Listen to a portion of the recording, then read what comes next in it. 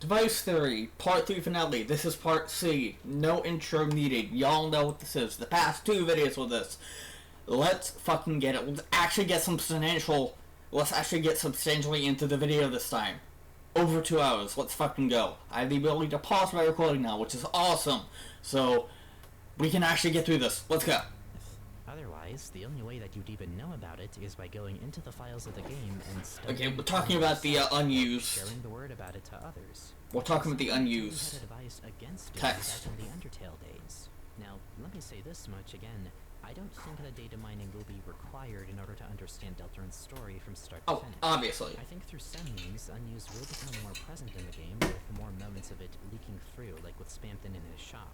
Yeah. However, the fact that data mining leads to actually getting something of a lead as to what may happen later in the game, and implying that there is a character who is stuck in the program given the Elkhouse formatting who isn't even reachable in-game yet, might make the act of data mining a sort of diegetic mechanic. Huh, sure, that's interesting. It impact the story in the same way that suspension of disbelief does. That's an interesting idea. It is a tangible object, then it would make data mining an act of picking apart that object, the idea of going where you're not supposed to, being taken to such a degree that even looking into the files now becomes somewhat part of the story.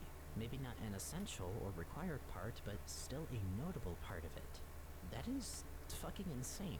And that is insane. Because we are dealing with the creator of this program being heavily associated anyway with data mining. Yeah. Which, if the program exists in a space between worlds, then data mining would be an act of somehow going out of bounds in that space. And it doesn't end at just the unused script. While I do have a stipulation that I'm only going to heavily factor the all-caps files into my examination of the game's internal data as being relevant to the meta-narrative, since those are the only ones that seemed intentionally designed to be found by data miners, if we wanted to reach, we could factor the placeholder and error handler flavor text into this too. Interesting. The flavor text is extremely cryptic, evoking imagery of being in some place that's just nowhere. Your voice echoing aimlessly, your vision becoming blurry and asking what you're even looking at, and even that cryptic as hell poem that, if anything, could be a reference to the appearance of the Mystery Man sprite if we really wanted to... The gas moves down if you cry. Again, I won't factor these too much into this analysis because I think the Allcaps files already gave plenty of fuel to prove that the program and menus are diegetic to the game and exist tangibly within Deltarune's larger story, of course. It may support this notion further. So, with that, I've laid out everything that proves that not only your suspension of disbelief is diegetic, but so are the menus themselves outside of the core game. Okay. The only thing I haven't mentioned in regards to this that might support it just a bit more is the fact that the window name does change quite a lot in Chapter 1 especially before completing it for the first time, as I went over in this survey program section of this series. But given that Undertale did the same on rare occasion, I don't think it's worth looking too deep into aside from mentioning it as still something that reinforces the executable being separate from the game world itself. Although, I do find it notable that the only window names that happen to not be in all caps here are the ones that are used for when you're in the light world. Interesting. Garnermaker and even Dark World each use all caps window names. So, with all of that, I think I've made my point. This is what I mean when I say that the menus are diegetic. Because Gaster made this program and is speaking to us directly, the menus are diegetic. It makes the use of it essential to not just navigating to the core game, but essential to channeling our own suspension of disbelief into a proper connection to Deltarune. Plus, a character in this game having made the executable and menus for you to play the game itself sounds pretty fucking diegetic to me. It does, yes. But we still have something else in relation to all of this that I'd like to spend some time on, as the next mechanic that I believe to be potentially diegetic to Deltarune is probably the most bizarre one of the bunch that I figured out. Okay. Being a mechanic that already was diegetic to Undertale, and still seems to be so here. Saving and reloading. It's like a completely different reason. Yeah, saving. This one is admittedly a fucking huge can of worms that I'm about to open. See, I kind of thought that saving and reloading would be a diegetic, like, thing for the story, because it's like, it's implied that it's diegetic. I don't know exactly how, and I'm sure Molly is going to explain how she thinks saving is diegetic to the game, but there's something about this mechanic of saving in the game that is kind of fucking weird, if we're being honest. It's weird. It feels like it should be part of the story. Like, part of the story is in fact saving the game, coming back later, and yeah. some sort of story beat with let's that. try to go over what we know of it. We have 3 save slots in Deltarune. We know that Yes. saving in Deltarune, unlike Undertale, does not use determination. The power or the power or of. something else. Something Yeah. that's only described as a power. The power of the blank. power of something shining within you. Yeah. And the weird route, it just describes using a save point as filling you with power. Yes. And I have my suspicions that perhaps power could become a unique mechanic in Like- Deltarune, or essence. like that similar to determination. Determination is an essence that allows characters Yeah. to do something more extraordinary. Mhm. But beyond that, we're kind of in the dark about what role saving really plays in Deltarune's meta-narrative, if any. And the thing is, it would be easy to gloss over this, but as I went over in part 1, there are a few things about the saving mechanic in Deltarune That's suggest interesting. there's something more to it than just having 3 save slots for Yeah. player convenience and Mhm. nothing more. We can start with the fact that Chris's name only shows up in the Dark World save menu. I was going to mention that. If you don't have the Deltarune configuration. I was going to mention that Chris's save file appears only once. The only time that it appears. Before you save in Chapter 1 if you have no data prior to opening Chapter 1.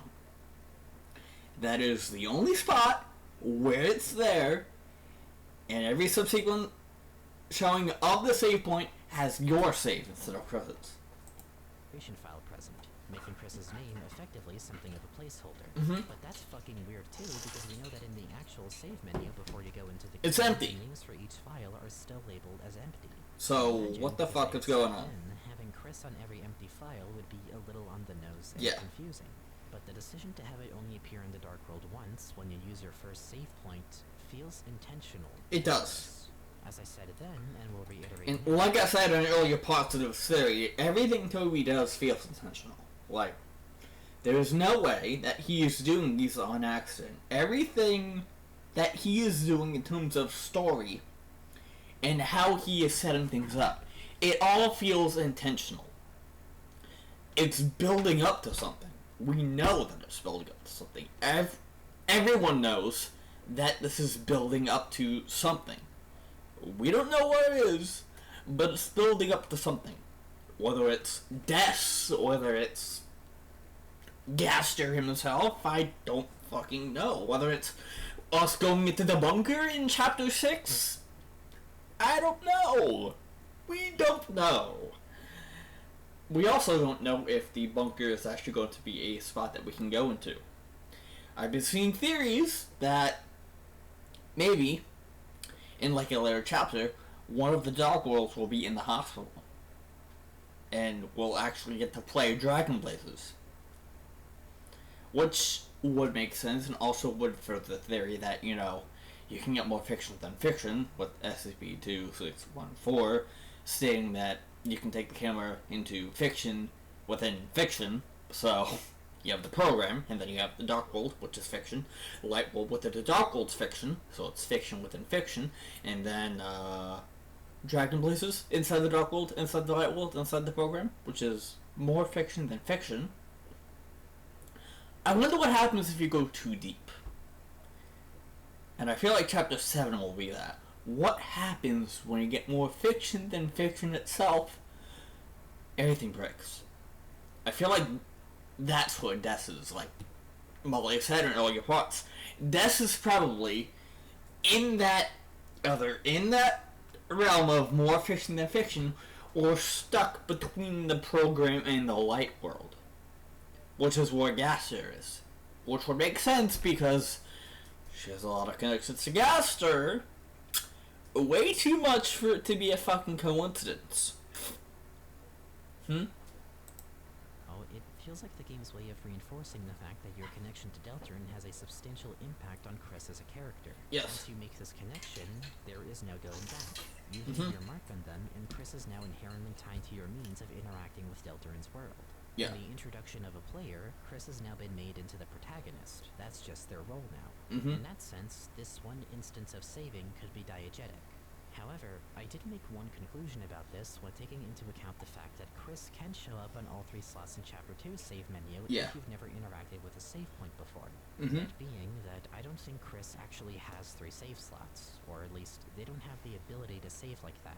And Yeah. it being possible to see Chris on all 3 slots at first is just a byproduct of this design choice that was originally intended for when you play Chapter 1 for the first time. And my evidence for this has to do with something I'll touch on later in this section, which is how the UI for even the Dark World isn't always consistent. In Chapter 1, you can only save to the slot that you picked from the main menu. It works like Undertale in that you can only save to that one slot. I gotta go pee. And just with the power of pausing the recording, we are back. And you have to restart in order to switch to another one. But in Chapter 2, you're able to save to any of the 3 slots from a save point. Yeah. Which is especially odd because Chapter 1's save system stays exactly the way it was despite them having made a much more efficient system for Chapter 2. Yeah. You'd think they'd carry this over to the first one, and yet they didn't. So that leads me to think that this is meant to be intentionally different between chapters, which could change later down the line, but let's say that that's the case. You know what else is interesting about the save system in Deltarune? Yeah. When you try to save in the Light World through some hacking shenanigans, the thing that shows up is actually the same save system as in Chapter 1's Dark World. Or in other words, just Undertale's save system, as the Light World in general is meant to be basically just Undertale in a meta sense. Furthermore, Chris's save file before he save over it doesn't seem to have anything implying that they've even used a save point before, other than the first save point in Chapter 1 describing it as Chris reaching out to it by second nature. However, this can be debated, and it's a little shaky to really use this as a reliable piece of evidence for anything. With that aside, in the Light World in Chapter 2, the Save Menu's UI only accounts for saving in the way that Undertale handles it. In the Dark When you World. try to open the menu that shows all 3 slots, it shows the Dark World UI, Yeah. which ends up going off screen due to the Dark World being upscaled. So this new system for saving isn't even accounted for in the Light World. By this logic, it seems that the ability to save to 3 slots from a point did not exist prior to sealing the Card Kingdom fountain. And given that Chris is from a world where saving only works on 1 slot and no more than that, it just wouldn't make sense for them to somehow have access to 3 slots. That, and them having that much power from the jump, would call into question why they even need the player's influence to begin with. Because, let me reiterate, I've established that the menus in this game are diegetic, which includes the main save menu. This is to say, our access to 3 save slots is part of Gaster's creation. Obviously, it's pretty damn useful to have, but this is only something we're able to do after Gaster allowed us to. And I think under the device theory's logic, it would give a reason for this. If Gaster exists in a layer between reality and the Light World, he may see himself as a real entity, while the Light World and everything else within it is fictional to him. True. We could only save to 1 slot in Undertale because we've always been just thrust into that game's world rather than having the menu be some separate layer from the core game. The save mechanic was acknowledged more for its real impact on that world. But if you're looking at it from the perspective of someone who sees something like the Light World as fictional, and you're making a program to connect a player to that world, you wouldn't actually be constrained by those rules. Thanks to this, Gaster would be allowed to treat it more like what it is. A game where having multiple save slots is just more convenient for the player. But that does leave one question unanswered still. If Chris doesn't have 3 save slots, but we do, and it's through Gaster's help, what are those slots then? We can at least say that maybe the power that shines within you is just a way of referring to how the soul seals the fountains. It's a way of bringing things back to light because, as the player, you're connecting to a dark or fictional world from the much bright.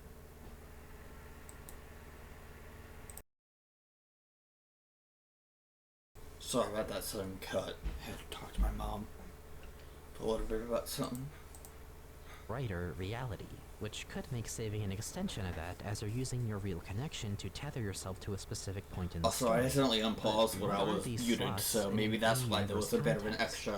Well, that's where we have to bring the other relevant details of the save system into account. For the very most part, saving in this game doesn't seem to really affect anything on a larger scale. Characters don't get flashbacks or deja vu like they do in Undertale. People don't remember some king of snow graves. But there's exceptions. 2 of them, to be exact. The first one is Asriel's jar. Between every single save slot, it plays and works completely identically except for the contents of this jar in the first chapter, as each slot shows a different item in it. Beyond this, there are no fundamental differences in the game based on what slot you're playing. However, as I proposed in part 1, the fact that the game is even checking what slot you're in at all and using it to maybe that could be contents useful of itself based on that has potential to be used in much more significant ways later down the line. In much more fucky ways, too. I mean, if we're being honest with you, that could be used for a lot of shit. For example, imagine there's some puzzle later in the game and you've been sticking to just one slot this entire time and you can't figure out how the hell to get through it. It seems impossible. But then you go to the nearby save point, copy your save to another slot, and suddenly the puzzle now has... Ah, that's what the teaser was. That's what the teaser for this was. It was the player copying their save to a different slot to get through a puzzle. It's an actual solution, or some kind of clue to help solve it. And so you need to hop between slots to make progress, or something of the sort. Or maybe between slots there'll be an NPC in a specific area that ends up being a completely different character, or says different things, or just acts differently in general depending on what slot you're in. There is potential for this to go much further than just changing the contents of a drawer. Yeah. And the only boring reason I could think of for why this is a thing is maybe Toby implemented it as a debug feature to see if the game actually recognized what slot you picked or something. Ice cream truck.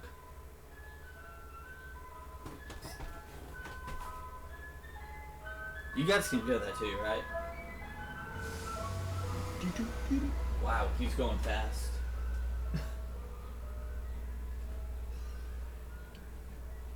Bro was booking it. Wasn't going slow. What the fuck? Anyway.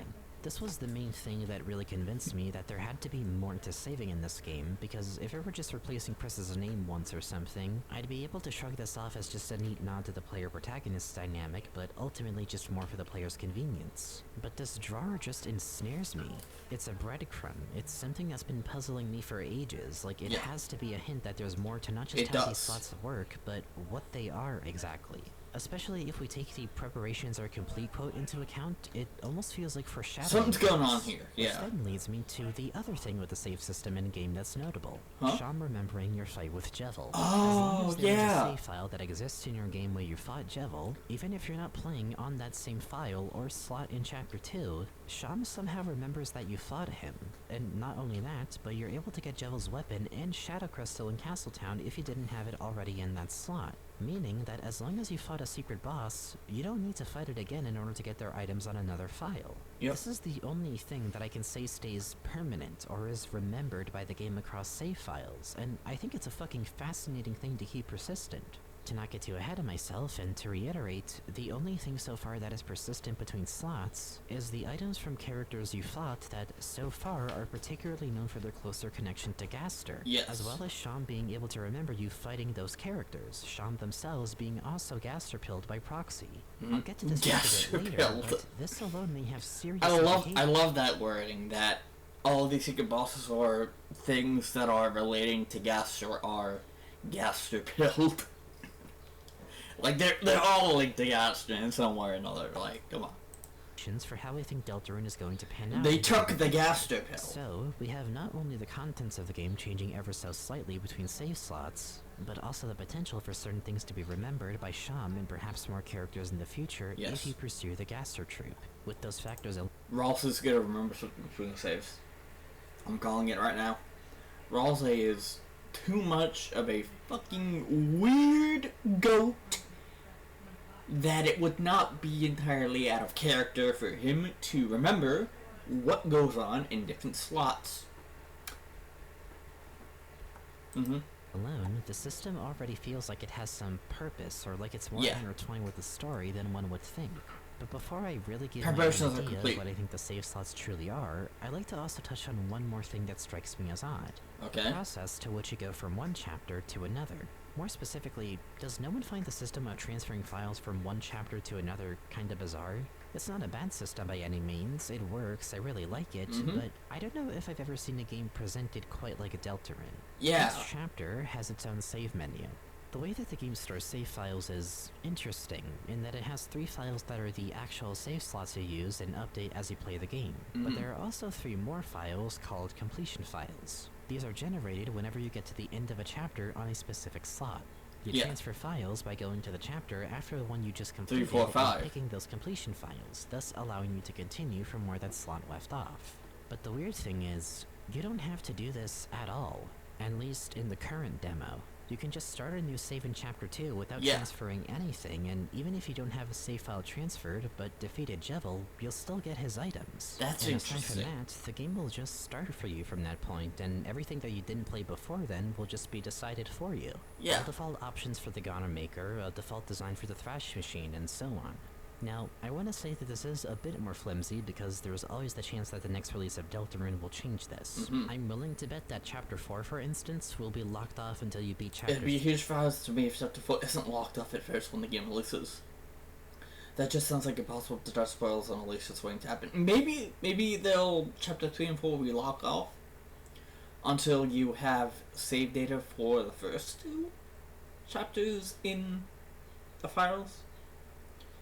I feel like that would be something Toby would do, you know? Like, that's something that he has to do, but maybe to, like, keep spoilers at bay, because, like, you want to play Chapter 4? You need the first 3 chapters. You need to play the first 3 chapters to get to the 4th one. Toby, why? 3, and hell, you might not even be able to start a fresh Chapter 3 save unless you've already done at least one transfer save from Chapter 2. Sure. This one is a bit more up in the air. But I think the idea of being able to start a completely fresh save on any chapter after the first one is just so interesting. Weird. What would Chris have been doing then on that slot before we took control of them in a later chapter? Do the decisions made for us before that fresh save end up being Chris's? It's honestly hard to say, especially because there's a chance that this was done specifically for the convenience of the 2021 demo, and it might operate differently upon the full release. Yeah. But it's worth noting, at least. So with all of that in mind, we have to ask... I mean, Toby can change anything about the game at any time when Chapters 3 and 4 drop. It's like, everything is subject to change. The save system could change completely between now and Chapters 3 and 4.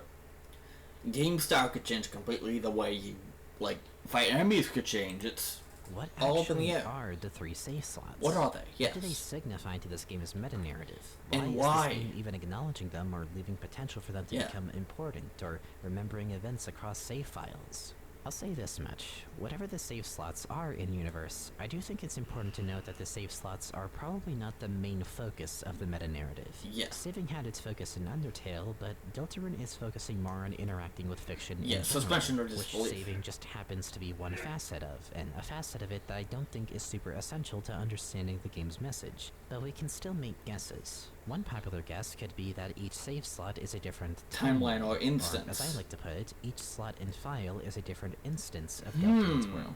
A different tab in the larger browser That could be is the save interesting. menu itself. We know at least that that's That could probably be. how Santa can That's a pretty interesting theory, that each save is a separate instance of Deltarune.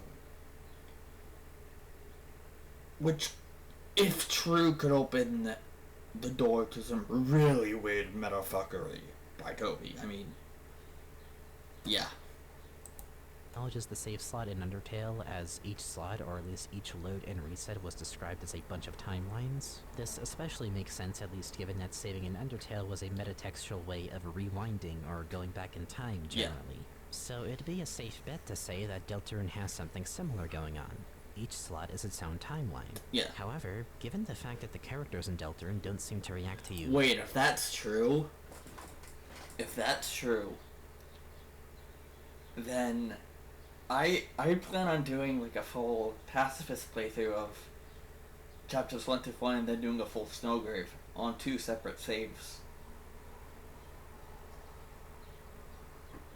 If each save is classified as its own timeline, then what the fuck is going to happen if that's true? If I have 2 save files, 1 pacifist and 1 Snowgrave.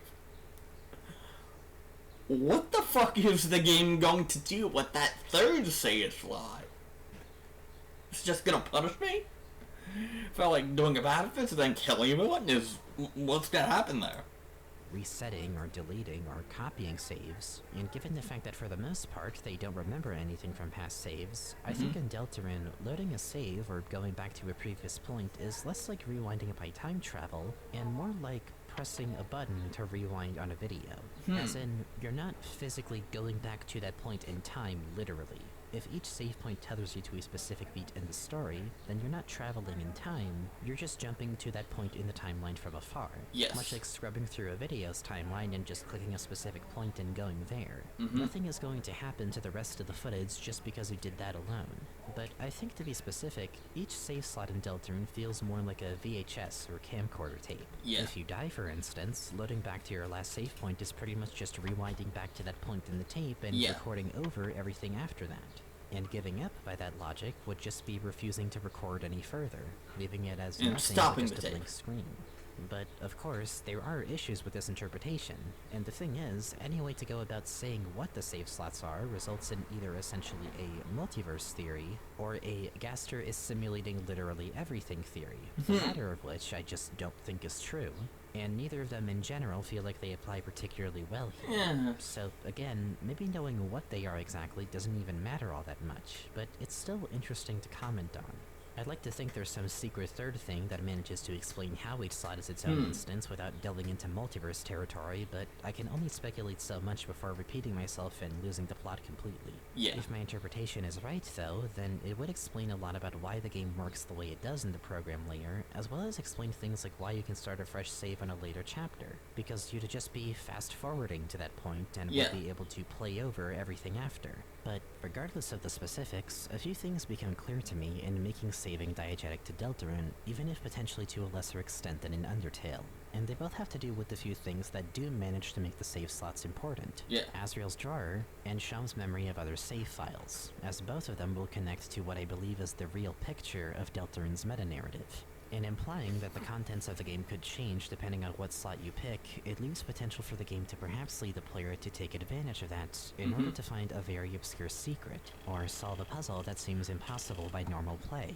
It's the kind of thing that, while reaching a bit on my end, sounds like a hell of a way to hide a secret. It does. Something that I've shown is very instrumental to this game's larger themes. And in Toby hiding a secret to that is a Toby thing to do. The defeat of secret bosses, or rather Sham's memory of those fights, it ends up meaning that the only characters who are able to remember things from other instances of the game are people who were able to take a peek behind the curtain and see into a place between worlds, even if only for a bit. Yeah. This fact alone, if this continues to be the only thing that is persistent between save files, may end up becoming the trailhead to what Deltarune's final objective truly is. All I'll say for now is, if the only thing that's carried over regardless of what file you're playing on is how involved you are with characters that were involved with Gaster, who in and of themselves are discovered through going off the beaten path, the saving system is one of many instruments that I think Deltarune is using to further the game's themes of curiosity and encourage the player to go well beyond the surface level of what Deltarune has to offer.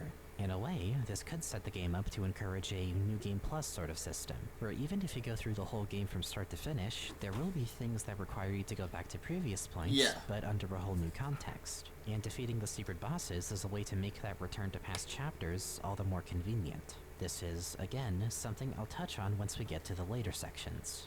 But with that, I think we've gone over the save system's role in this game more than sufficiently. Let's move on to the next round of stuff that I believe is diegetic to this game, which is an extension of the menus. The UI battle system. The overall user interface. Although, I'd like to put an asterisk on them being quote-unquote diegetic. Debatable. I've established the main menus being as such, but the UIs in the core game is where it gets a little bit harder to say. So, regardless of whether or not the UI is diegetic, I think it's still important to discuss because it's in the same general ballpark of being one of many ways that the game's design philosophy is reinforced. This is to say, I don't think the UI or battle system are as likely to be a tangible thing in the game, but they do still provide a lot of very useful information about how I think the game's meta-narrative is presenting itself. It may not add to what's diegetic, but it does support the stuff that I believe already is. And, as I've been saying a lot in this section especially, many of the things that I'll be going over, I've already analyzed a ton in the previous parts, so I only have to touch on them lightly. We know the UI between the light and dark worlds are very different, and it's something that Toby put a lot of care into. These two worlds are meant to feel like different games altogether, and in some ways they even function independently of each other. The light world is a more stripped-down Undertale in style, and the dark world is the meat of the game. It's the proper RPG part of it. While these by themselves, I wouldn't say make the UI diegetic to the game. So the Dark World is essentially the actual Deltarune game, where the Light World is simply just a means to access that game, you know? Even though Deltarune in itself is a game, it feels like the Dark World is more like a game than the Light World, you know? Because everyone explains it as, oh, it's a dream, it's just a dream, it wasn't real, but it's like, if we take that idea and translate it to, oh, the Dark World is a video game, that makes sense, because the Dark World feels completely different than the Light World. They're two separate instances.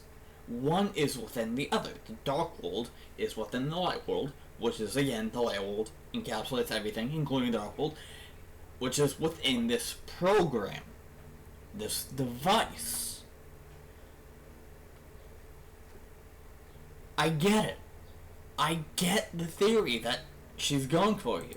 They do reflect the fact that these worlds aren't fully dependent on one another. Yeah. One such example of this being how leveling up works in both worlds. Or in short, the fact that love is a completely different thing compared to love and level. Love in the Light World and well, love love is in the likely Dark something World. that's referenced by Spamton as the supposed hyperlink block he keeps yapping about throughout Chapter 2, and if so, may be rather important to the lore and how the player achieves more control over the narrative in the future. Also, you've been making hyperlink blocked, haven't you? You've been making love, haven't you? Chris L shippers are jumping for joy at that. Level operates completely differently from love, as a fellow Deltarune enjoyer, Half-Bred Chaos, has gone over, and even I have examined to a certain degree. No matter what you do in the Dark World, even if you do the weird route, your love will always be at LV1, and level only seems to go up vaguely upon the ceiling of a fountain as far as we need to be concerned. There's definitely more to it than that, but at this point that's close fun for the chapter. And if that were all, then I'd be able to leave the UI at that. But, of course, there is more to it. Yes. More specifically, in the fact that the UI in the Dark World especially is not consistent between chapters. As I mentioned earlier, the save menu, for instance, is different, allowing you to save to any of the 3 slots at any point in Chapter 2 compared to only 1 slot in the first chapter. But on top of that, new features are introduced to the second chapter altogether that aren't retroactively added into the first one. Those being the recruit system, which I already have gone over the meta-narrative relevance of, as well as the storage system. This may suggest that as you progress through the game, or even gain more levels in the Dark World, you'll gain access to more features, and the UI of the Dark World will change over time to reflect that. But in any case, the design of the UI is not applied the same way across the board. Unless the full release decides to make that the case for whatever reason, this is what we have to work with, and I have to assume that this is an intentional design choice. Furthermore, it's not just the save menu here, but even the main menu for Chapter 2 prior to completing it is different, as well as the game over screen for Chapter 2, both of which now removing direct communication from Gaster in favor of more gamey versions of each menu. And of course, in both chapters, completing it changes the main menu into that background of the fun game facing the fountain. The fact that the menus and some features change as you go further into the game rather than being consistent the whole way through implies to me that there's more to the UI being different between worlds than just getting different playstyles across. It may be a way of reflecting how the player becomes further immersed in Deltarune as they go along with the game's story.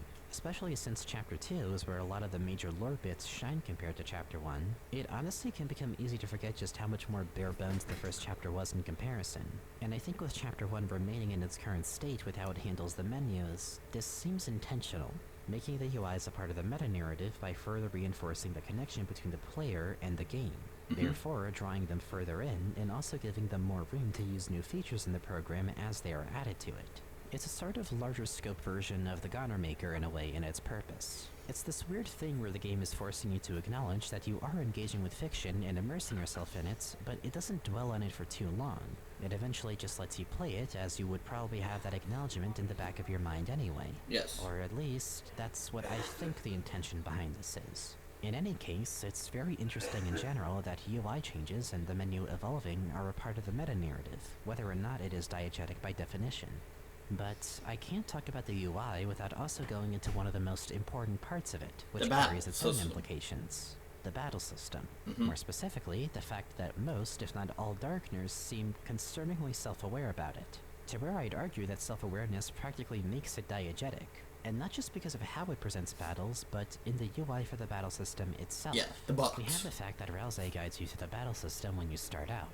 He goes over stuff as specific as individual UI elements and abilities that the player has, and pressing Z on the white rectangle isn't the blue rectangle. Characters in general all display some self-awareness of how the battle system works, with NPCs like the Masters going over some tips for it, as well as in Chapter 2, when Noelle is taught about the battle system and she compares it to Dragon Blazers. But along with that, the UI for even this system could be diegetic because of one specific detail, that being the green box that your soul is sent to when you're dodging attacks. I speculated how, especially thanks to the color of this box being similar to the first chapter's main menu before completing it, the UI of this system may be yet another part of the program layer, and just one of many ways that it manifests your connection to Deltarune, which by itself seems super specific.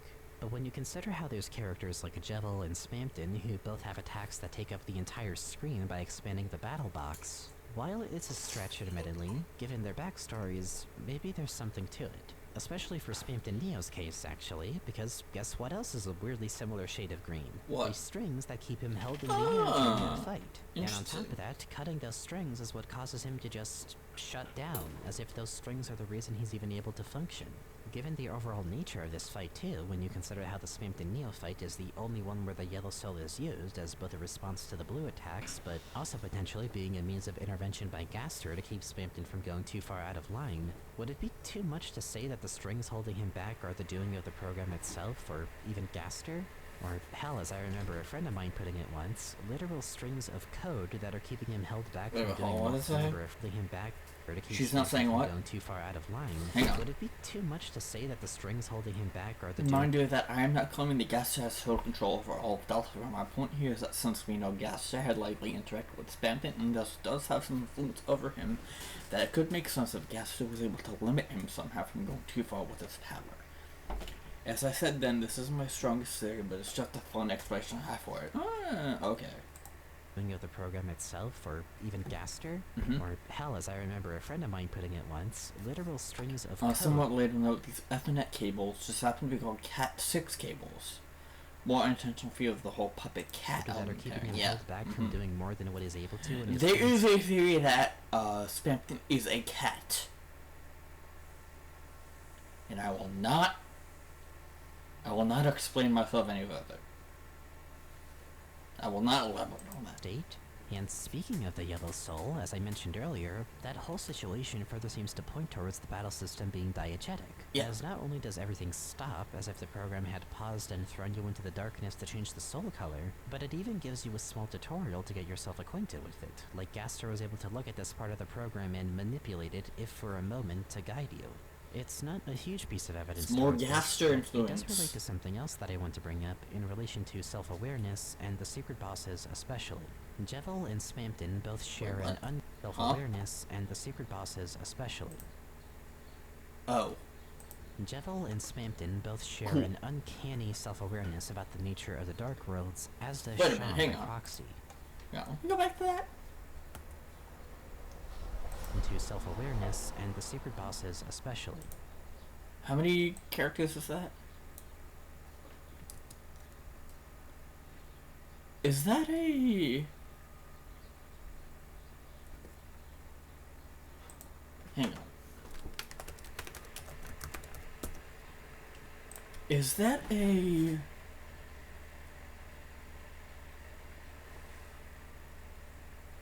That has to be a video ID, right? Hold on, I'm full screening.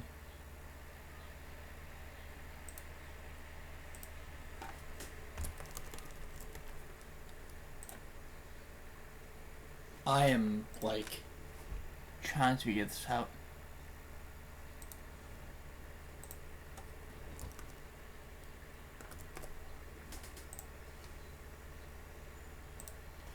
I'm full screening, so I'm sorry if that's getting a little weird. I don't know if that's a capital K or a lowercase k.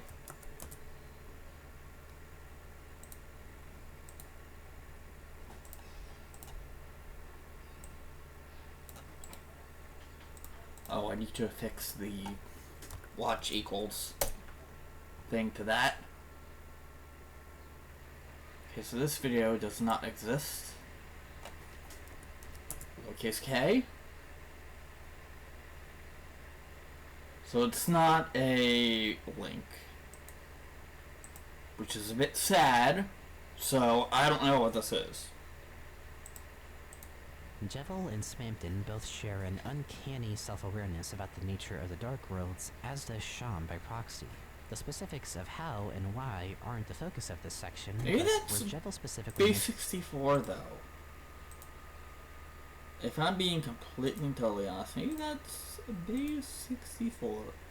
Oh, let me go into my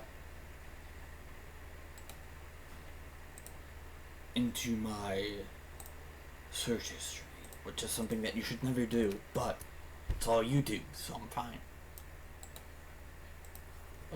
Is this a base 64 decoder?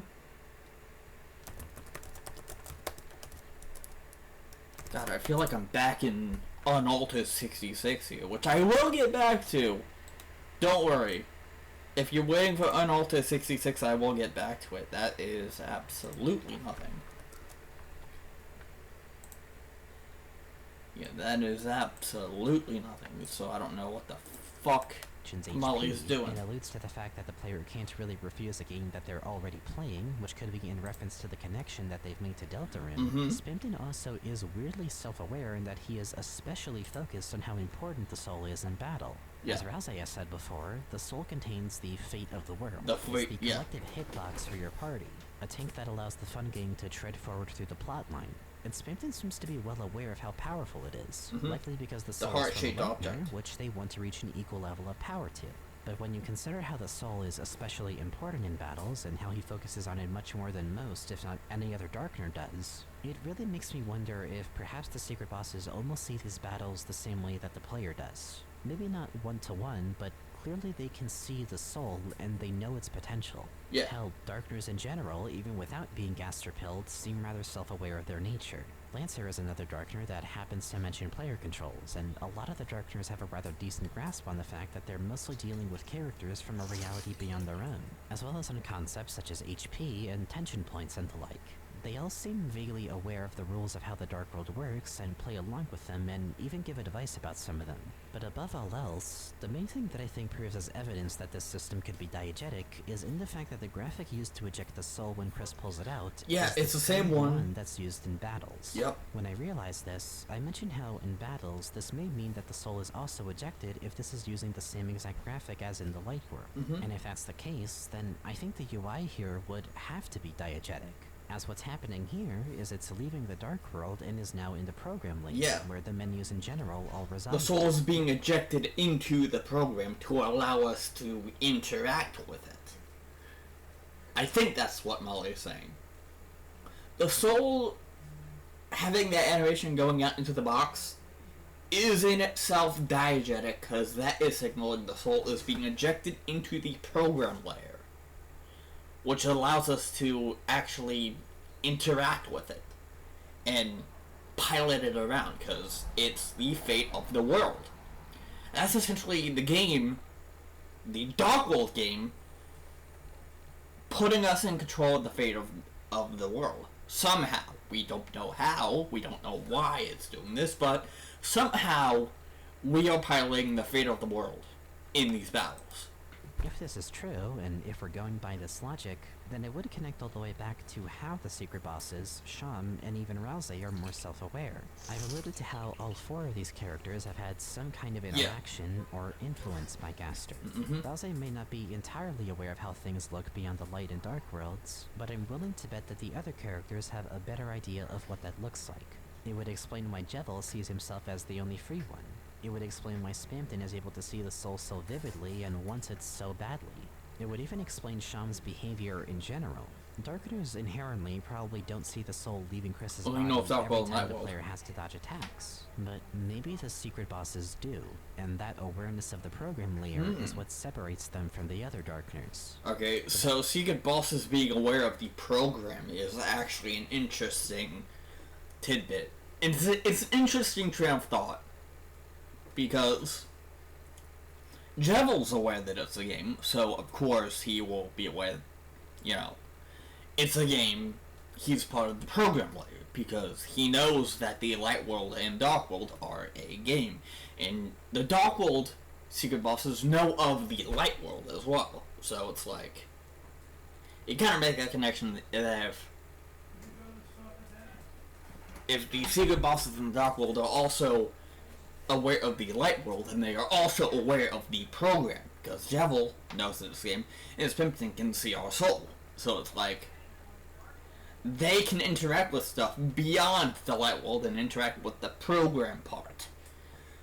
Which leads to some very interesting thoughts about later secret bosses and what they could potentially do if this is true. Again, it's a theory. We don't know if it's true or not. Could be true, could not be true. You know, this isn't a fact. It's not a fact that this is a thing. But if this is true, then that would open stuff for some very interesting interactions with the Chapter 3 and Chapter 4 secret bosses. Maybe even the Chapter 5 and the Silent secret bosses. Battle system is the beating heart of Deltarune's gameplay. It is what makes Deltarune a game and not just a walking sim. And in it being the kind of menu that you are most frequently going to see in a game where the menus are diegetic, it makes the encounters with the secret bosses so much more interesting, because unlike other Darkners, they aren't just aware of the rules of the Dark World, but they know what it looks like for the person who wrote those rules. And for all we know, there might be a character of that sort who doesn't just know what it looks like for the player, and can see past how it looks in the Dark World and more into how it appears in the program, but perhaps they even exist as part of the program layer itself. Maybe. Let's put it this way. If friend exists on the same layer as the program, and we eventually have to fight them, we'd be dealing with someone who doesn't just see through the battle system, but may be able to give us a good taste of our own medicine, in whatever form that might be in. It'd be no wonder why Sham considers them impossible to win against. That's Imagine scary. fighting someone who knows the program just as, if not even better than you do. That is just an idea of how making That's a scary. tangible object, alongside the UIs and menus themselves, could turn into such a mindfuck later down the line. Yeah. And I have no idea if that's the intention, but the battle system would have to be diegetic too for that kind of thing to take place, in my opinion. Yeah. Now, before we finally move on from this point, I do want to touch on one more thing with the battle system that relates to the meta-narrative, which I mentioned back in part 2. The Susie versus Lancer fight being a rare case of a fight triggering, even with and the soul coming from the top right. We know that Toby pointed out how the soul still comes from off-screen and in the general direction that Chris would actually be in. And we also know that if you somehow manage to get Susie to no health, a game over will still occur. I already went over the deeper meta implications of this, so I'll only touch on it lightly here. Aside from me having already established that the battle system is yet another means for the program to manifest the player's connection to Deltarune, this specific fight is a case where it demonstrates more blatantly what the player's role in this system is, in my opinion. Going back to how we know Gaster's motive for the player's involvement is to create a new future, and the future being in our hands popping up as a somewhat frequent point in the game, I think the battle system essentially functions here as plot beats. These aren't just fights, they are what must happen in order for the story to progress any further, regardless of whether you're on the main track or not. Getting a game over here, even though Chris and Rouse are still alive in this fight, that doesn't matter, because it's not about who did or didn't die, it's about if you are able to keep the story moving forward, presumably closer to that new future that Gaster mentioned. And getting a game over here just means that you failed to secure that possibility. Sure, that also could mean that everyone died, most of the time being dead would probably do that. But Deltarune also knows this, and I think that making this distinction is important. Regardless of whether or not the whole party survives, if the fight calls for things to go a specific way, then it has to go that way, or else you're just not going to move forward. That metaphorical tap will be waiting until you choose to run it. In short, I do believe the battle system and UI in general are also diegetic, and serve a purpose of enabling the player to further experiment with features in the game as they are developed between chapters. And not only would the battle system have to be diegetic to justify how the secret bosses are able to see things the way they do, and justify the self-aware nature of Darkness in general, but it would have to be diegetic in order to reinforce the fact that you still have a role to play in Gaster's motivation for connecting you to Deltarune, and that your input is required in order to bring the characters closer to a new future. In making these things diegetic, it both explains how the UI isn't designed the same across the board, especially in context with Gaster being the creator of the program itself, but I believe it also acts as a means of making sure that the player stays relatively on track towards Gaster's ultimate goal with Deltarune. With all of that said, I hope this interpretation of the battle system and UIs in general for the meta-narrative has been holding up. And it has. You haven't gotten lost in the middle of all that, No, given how esoteric the specific point feels to bring up. Because, believe it or not, we are still not done with discussing this. Oh. However, I have a feeling that with what I'm about to mention now, a lot of what I just went over is going to finally come together into what I think is one of the major cornerstones of Deltarun's meta-narrative. Okay. Let's talk about how Rousey relates to all of this. Ooh, Rousey. To factor Rousey into this discussion, what he represents in the meta-narrative is extremely important. For one thing, he's a Darkner, as far as we know, even if a very unique and unusual one. But for another thing... A big asterisk with that one also. Sans jump scare, what the fuck did that happen?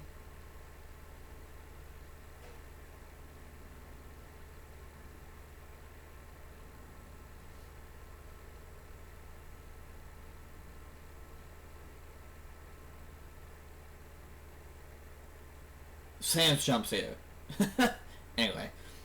But yeah, Rousey's the Darkner with the big asterisk, because we don't know if he actually is the Darkner, or because there's a common theory that he is a Lightner, but I don't know. Mentioned before, he is effectively the tutorial and hint guy of the game. He guides the player through the battle system, he mentions player controls, which results in characters like Susie calling him out for that because who the fuck is Z? He even makes reminders and clarifications here and there about how certain mechanics in the game work. And as I said in part 2, are you really gonna tell me that Toby wouldn't make the tutorial and hint guy an essential part of the meta-narrative?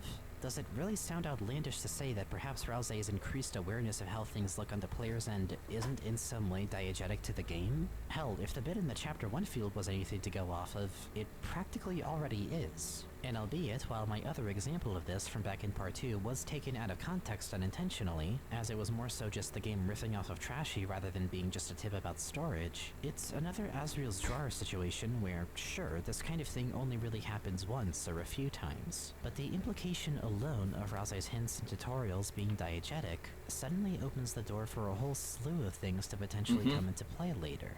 And it made me realize something. Something that would prove that not only is the UI diegetic, but something that puts a lot of what I just talked about regarding the Dark World, and its changing UI over time, into perspective. Oh? In the previous section, I went over what I believe Chris, Susie, and Noelle all represent for Deltarun's themes and meta-narrative, and how they are all relevant to the game's core theme of escapism. For Rousey, he's an interesting case, and I originally excluded him because he doesn't really have anything to escape to. Therefore, the core theme doesn't really apply to him in the way that it does to the Lightners. But he does represent something in the meta-narrative that I think is incredibly important to factor into this. Rousey, for the course of the game so far, seems to be pretty much on a quest to make everyone feel as happy and comfortable as possible. I know there's theories about him being sus, or perhaps even him being secretly evil and planning to betray the party later down the line and become Omega Rousey in Chapter 12 after he remembers who spoke. But I personally just think that while, yes, he absolutely is withholding some important information and only opening up about it when he absolutely has to, I think that while he does come across as a bit weird, he genuinely just wants to make all ends meet. He wants the fun game to go on enjoyable and memorable adventures. Yeah. He wants the Darkners to be brought to Castletown so that the sealing of the fountains doesn't just erase them from existence. Even if that means he has to withhold info or shrug certain things off when they're questioned, I don't think it's because he's trying to lie to them on purpose or send them on a deceptive quest. He's just waiting for the right time to talk about it. After all, just telling your two most important colleagues that the world is going to fucking end if you don't help him right now and spilling the beans about literally everything would probably be a little bit much, and I don't think it would really be a good way to bring them on his side. But above all else, I think Rousey also knows that revealing all of that information would not only be a lot for the characters, but he also knows that it would be spoilers for the player. See, I theorize that I think a lot of the times when Rousey is referring to Chris in-game, he is more likely actually referring to the player. A lot of the stuff that he attributes to Chris I love that Rousey smoking, that's right. But it does apply to the player's experience and what they can do. Or, in general terms, I think Rousey is not just the tutorial and hint guy, but is a personification of the game being incredibly observant of and concerned with the player experience, which makes a lot of things about the Dark World really start to come together from a meta-narrative standpoint, such as the UI changing between chapters. After all, who is the one that talks a lot about those new features in the save menu? And who's the one that even guides you through the battle system itself? Rousey, much of the time, is guiding the player through the game as best as he can. He knows what it looks like vaguely on the player's end, which means that he'd have to also be aware that there's something, some tangible thing that is allowing the player to see the game's world in the way that they do. In this sense, the UI is diegetic, if for any reason, because Rousey knows that it exists, just by the sheer virtue of being the guy who has to explain everything to the player in the first place. When acknowledging his role in the game, how the game itself changes as you go back to Castletown to expand upon it, how the menus are improved upon conveniently around the time that the fun game becomes more familiar with the Dark Worlds themselves, the fact that again, on any occasion at all, Susie has to ask Rousey what the fuck he was talking about when going over something that is only ever relevant to the player's experience. This is the picture that I feel is being painted. Hell, even him withholding information could be a result of this. If he knows that the player sees this as a game and nothing more, then he'd know that to the player, not only would spilling all the beans be overwhelming to the characters, but it'd also spoil the plot. And that would damage the player's motivations to keep going through the game, and it'd be pretty fucking bad for the pacing of the story. Even though to him, and perhaps even to the Lightners, this is much more than just a fictional story. It's why Rousey is even so casual about how the player goes about playing the game. He suggests that you should go about the game by being more of a pacifist and recruiting everyone, because that's what would make the game's characters and world building more rich compared to if you attack everyone. He doesn't condemn you for attacking people, he's just telling you, the player, what he thinks would be an overall more fun experience than just blazing through the game and not bothering to do things like expanding on Castletown. Recruiting more Darkeners is a way for the game beyond the Dark Worlds themselves to be more fun and provide more things for the player to do and mess around with. Plus, being nicer in this game does result in more entertaining moments in the story. He's not saying be nice just because it's the right thing to do. He's saying try to be nice because otherwise you might not have a lot of fun with the game or story if you don't. Of course, there's nuance to this statement, especially when you consider things like the weird route, but we'll get to that in just a bit. My point is, I believe Rousey has to be aware of the existence of the game's menus and user interface. Maybe he doesn't have a picture-perfect idea of what it looks like, but clearly the UI has to be tangible to some extent. Because that's how Rousey knows of not only the player's existence, and not only how he can guide the player through the game, but how he's able to use the UI in his own favor. Because aside from everything else that I've just mentioned, you know what else Rousey has done? What? Twice, in fact. What? Shifting the player's perspective true. into Susie's point of view. In both times that he's done this, we cut back to him saying, "So that's why," to Chris, as if at the tail end of a conversation that happened off-screen. Rousey has used the cutscene mechanic of this game to ensure that the player not only sees the story progress as it should, but to also ensure that he and Chris have alone time without the player listening in on them. And even more interesting is Rousey might not even be the only one who's used cutscenes in that general state in the game against the player. Think about what Chris has done by Chris, solo. In both chapters, they've done it so that Chris can have full control over their actions, even if only for a moment. But in both instances, it's resulted in our perspective being limited. We can't know fully what Chris did without our influence, aside from some educated guesses. Had you not checked thoroughly, you wouldn't even have noticed the TV was plugged in between chapters, and in Chapter 2, they keep the soul in the cabinet specifically so that we can only hear Toriel and Susie's dialogue, having no idea what the hell Chris was doing outside until just a bit later. While Rousey has shown blatant control over what the player can actually see in the Dark World compared to Chris just finding convenient ways to keep the soul contained, this potentially reveals something that blew my fucking mind. If cutscenes and the idea of being locked into the plot is being used against the player as a means of limiting what they can do or see, and is something that the characters are not only aware of, but even use to their advantage, that can only mean one thing. Cutscenes are diegetic. What? Specifically, the nature of cutscenes as a concept in video games is what's diegetic. It's something that characters can become aware of and use to limit the player's perspective. And in the meta-narrative, I think that's extremely important.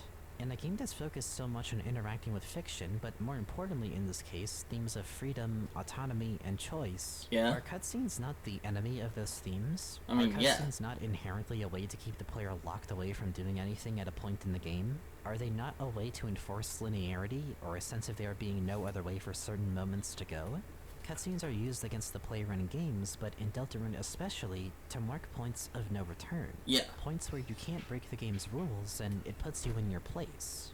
It's a mechanic in Deltarune that perhaps may remind you of what you were told just before being put in Your Chris's choices shoes don't matter. after being robbed of the vessel you had made, that you can't choose who you are in this world, that your freedom of choice only goes so far. I think when dealing with the core theme of how people interact with fiction, it makes sense to me that something like this would be diegetic to the game. And that's not even the end of the implications that this carries.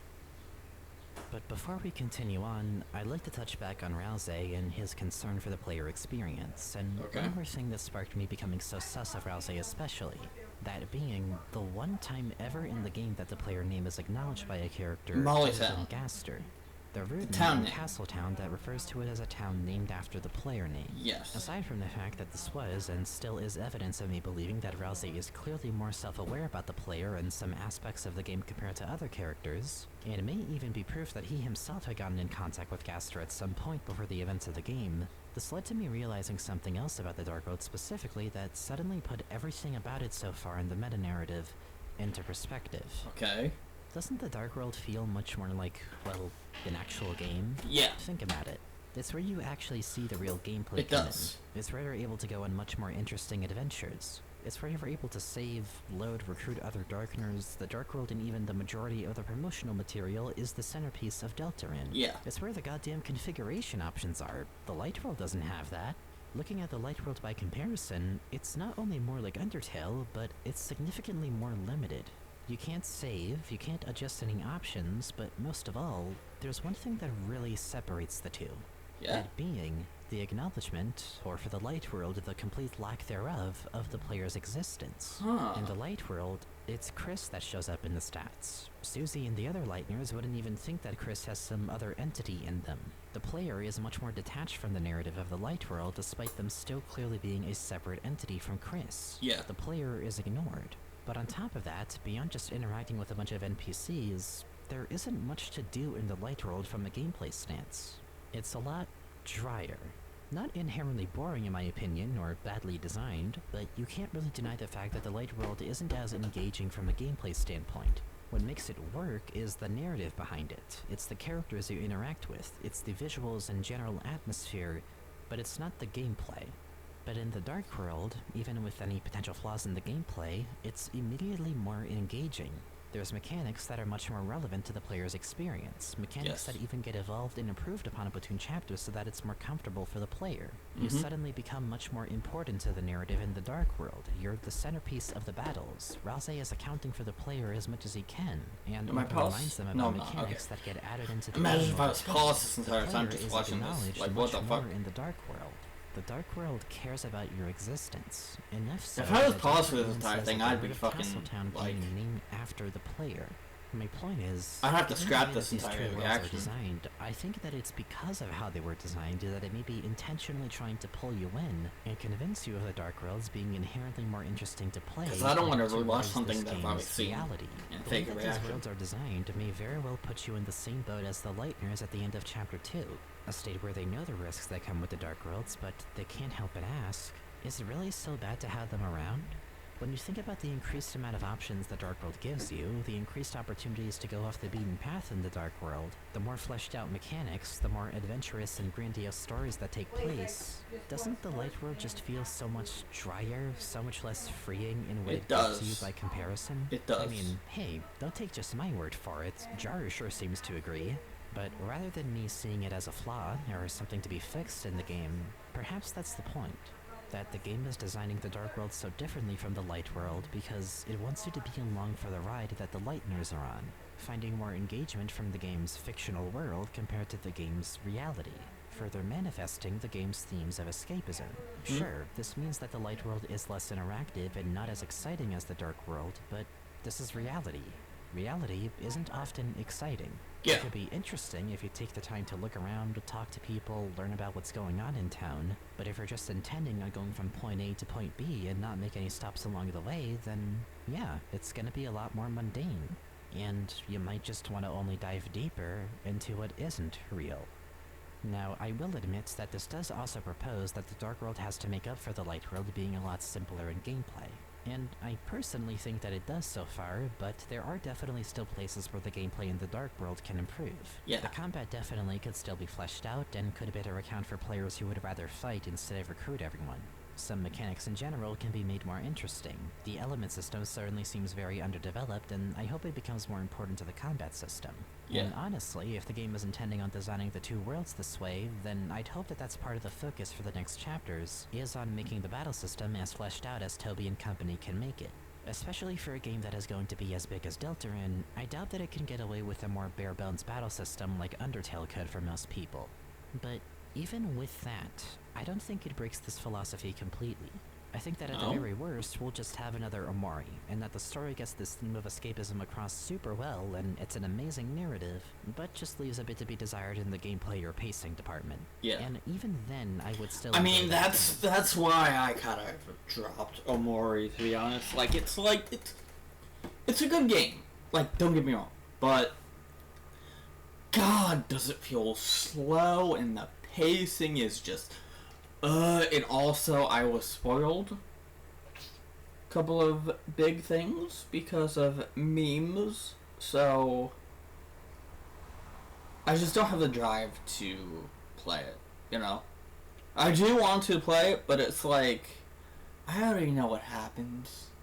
Like, I already know the biggest fucking twist in the game. It's like, I don't even feel motivated to play it because of that. And I get that people won't agree with me on that, because it's like, you still play the game regardless if it gets spoiled, but it's like, if your entire game is based off of going blind, I don't want to play it if I get spoiled, you know? If everyone is saying that the game is best experience going in blind, then I don't want to experience it if I don't go in blind, you know? So, that's why I dropped Omori. But point being, this game so far has planted the seeds for its core themes so deeply that it even goes as far as the UI and menus, as everything I've shown up to this point would support. And I'm fascinated at just how deep these themes actually go in conjunction with what we've identified as mechanics that are diegetic to Deltarune. With that said, we do have one more mechanic. One more diegetic mechanic. This category. And with it, one more bombshell I'd like to drop to really put a bow on this section. Oh? Let's talk a bit more about the Dark World. Ooh. Or, more specifically, the more obscure parts of it. The secrets, if you will. Yeah, the Or secrets. even more specifically, the one thing that I haven't touched on a lot. The Weird Route. Yes, As I mentioned in part aka 2, Side B. The Weird Route, in a meta sense, feels like a large sequence break to me. Although, internally it's called the Road Route, so I'm just gonna call it the Road Route, because Snowgrave Route is a good name, but I feel like Snowgrave would only be a thing in Chapter 2. Unless it's carried over to Chapters 3 and 4. But I feel like Snowgrave's only a Chapter 2 thing, so we might see something else happen in Chapter 3 that follows the theme of the route. So Weird Route is the perfect name, because it doesn't spoil anything, and it's kind of the official name that was in the game's code. Maybe, so Weird Route is a canon name. Already gone over just how much it nails in the feeling of this being something that doesn't feel like a thing you're supposed to be doing in Deltarune. It feels wrong, and not just because of it being really fucked up in regards to what you do. it made me feel... It fucked me up. Weird Route made me feel like I was not supposed to be doing that. Like, at first it was like, oh, this is just like a separate route where you freeze enemies as well, but then it's like, I don't feel like I should be doing this. I don't feel like I should be seeing this stuff. I don't feel good. Like, that's basically the word in a nutshell. I do not feel good about what I'm doing, but I'm doing it anyway. But because there's so little in the way of hints towards it, let alone in even the way the game is promoted on store pages. I don't think you're supposed to go into this game thinking that something like the Weird Route exists, and that's why people didn't even believe it when word of it first started spreading around. But I think it's absolutely intentional that the route was perceived that way at first. And it all has to do with Noelle and one of her interests, glitch hunting in video games. See, aside from the weird route, a lot of Deltarune feels like it lives in secrets, and I've gone over why that is. Whether it be the secret bosses, secret files in the game, secret egg items that you can only access by reaching rooms through manipulating the loading zones between them, and of course, the weird route itself being the most extreme application of this idea of going off the beaten path. Hell, even the egg, if we were to go back to that, as an item, it functions weirdly. It feels like it's almost deliberately glitched, finding its way back into your inventory even if you try to get rid of it. When keeping in mind how Deltarune was marketed as something with only one ending, it makes the weird route so interesting because your way of triggering it is by manipulating a loophole in the battle system through Noelle. Again, it doesn't feel like something you're supposed to do, and the route especially leans into this feeling by the time you use Snowgrave and get to Queen's Mansion, where everything just feels wrong. It's no wonder people thought that the weird version of Spammed in Neo's fight was just scrapped content because, yeah, how could you actually believe this to be a real part of the game unless you saw the route for yourself? There's a general feeling of the weird route being a strong antithesis to a lot of the things that hold the player back usually. But once force the player to see a cutscene of Susie and Noelle at things that hold the player back usually. But once technically not forcing the skip, but what I feels a bit insistent on before you let you decide not to see it if you choose otherwise. The player to see a cutscene of Susie and Noelle at the Ferris wheel is now completely skipped over, with even Rouse being shocked about it and realizing something has gone horribly off script because the player's perspective couldn't be shifted anymore. Or at least maybe Chris wasn't allowing that to happen now. The weird route, in a meta sense, is you... I mean, we didn't get the choice for it either. Breaking the intended structure of Deltarune.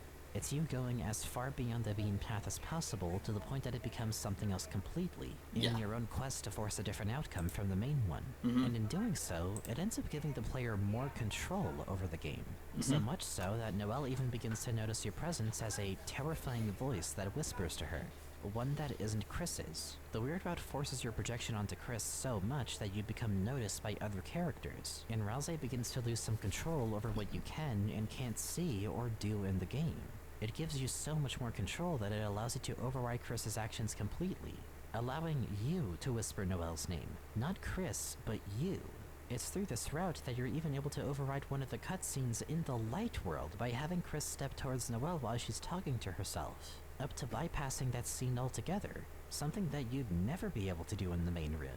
A lot of the things that count as digging deeper into Deltarune involve going further off script, doing things that Rouse has to shrug off, doing things that feel completely irrelevant to the main plot and yet feel all the more relevant to the bigger picture of the game.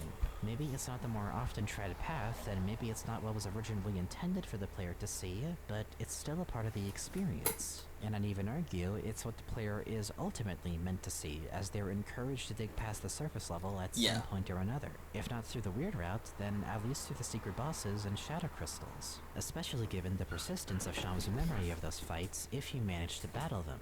And especially when looking at things like the egg and the weird route, one could say that perhaps witch hunting, or secret hunting in general, may be diegetic. Or more specifically, that the player's curiosity and need to dig past what was originally intended for them is at least a core part of the meta-narrative.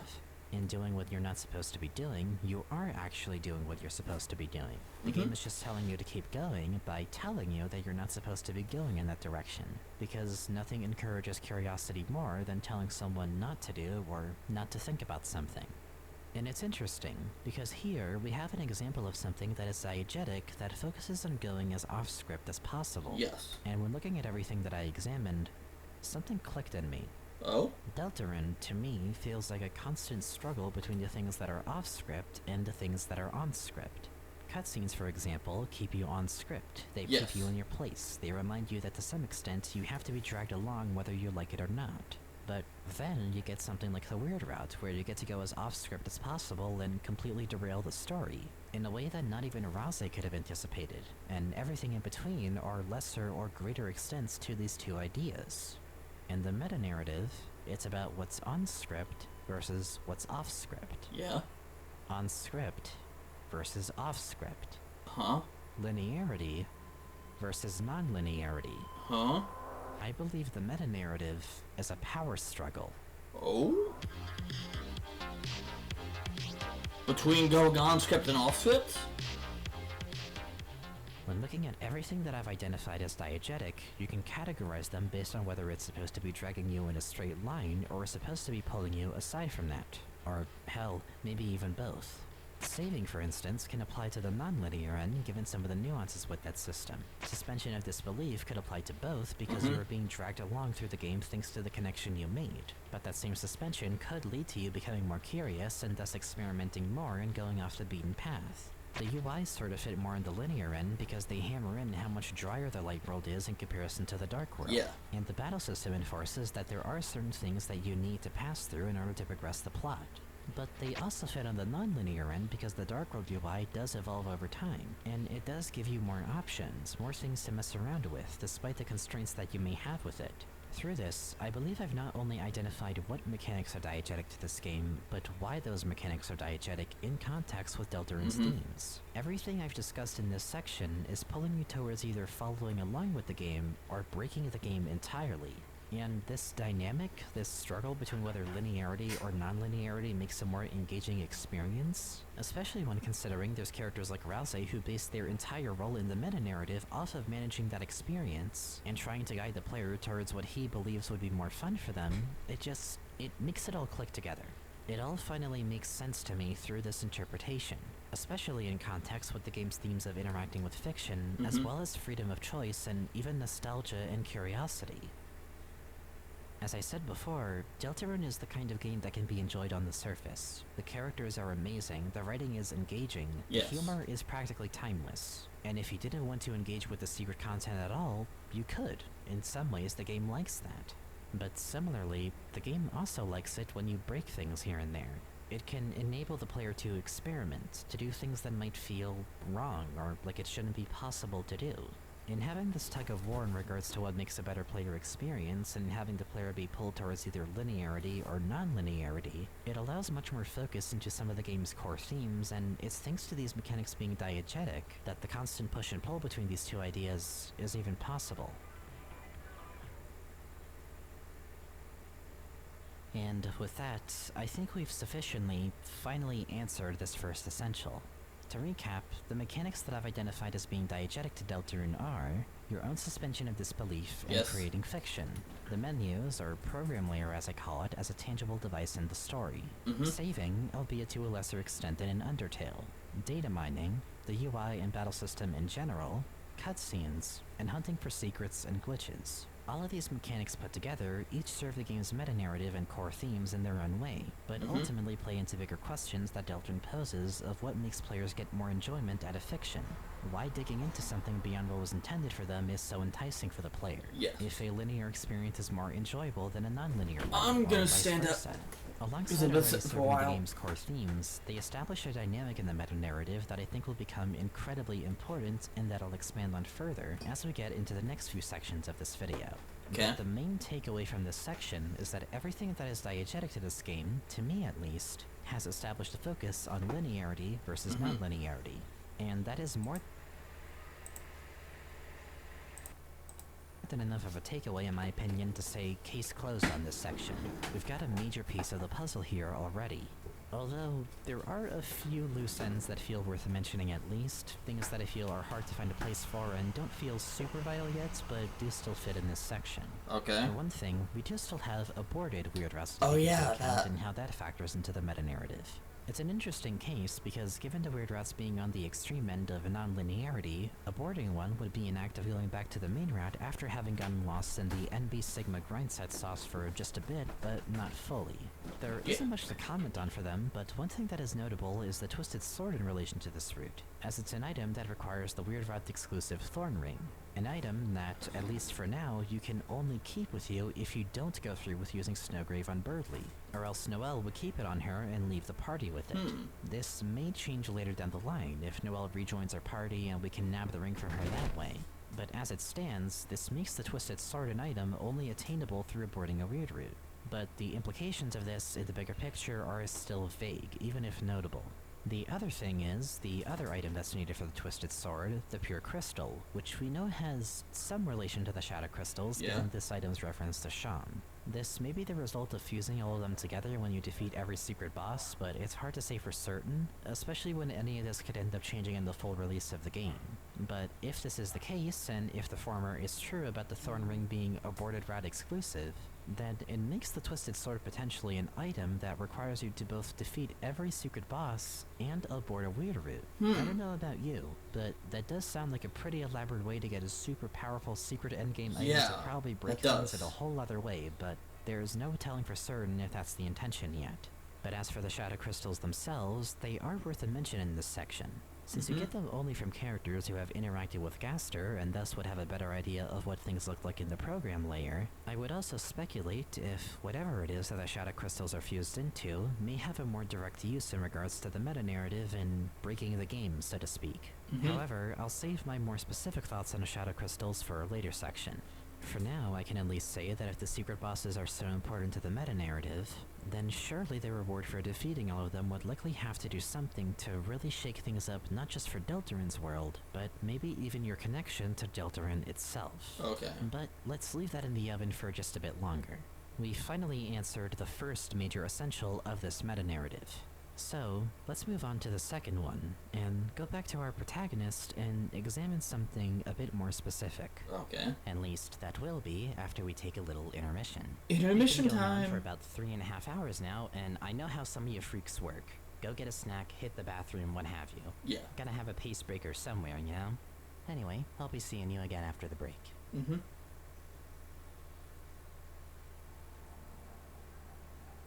Molly Stars will be right back.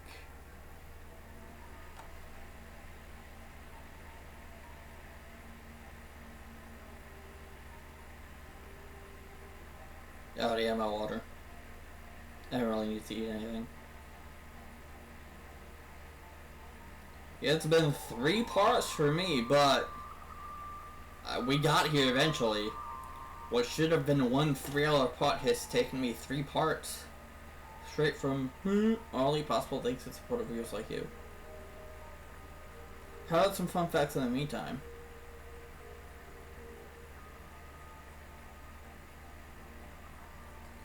Did you know Kramen Blank City has seen a 10% spiking recently? Purple skies about the common blank, especially in the winter, and I'm leaving this is unknown why this is. Common traffic to the town. Ooh.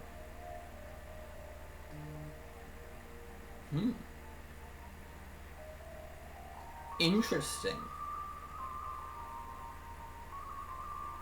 Tomorrow's forecast is a blizzard. Cool. The constant.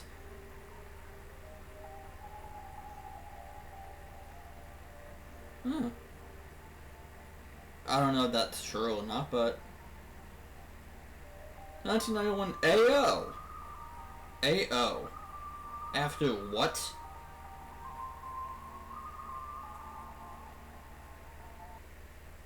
Ooh. There's a secret in this video. It's not like the others. You may know exactly what kind I'm referring to. And there's one in this video too. Oh, I don't want to go through.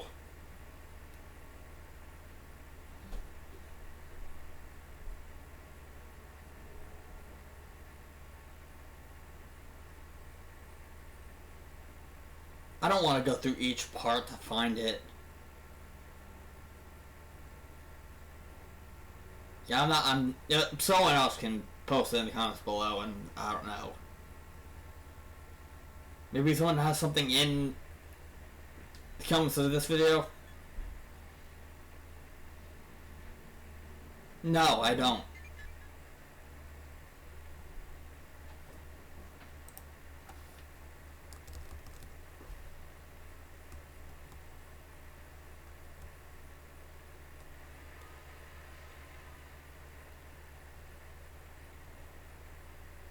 So what the fuck is this?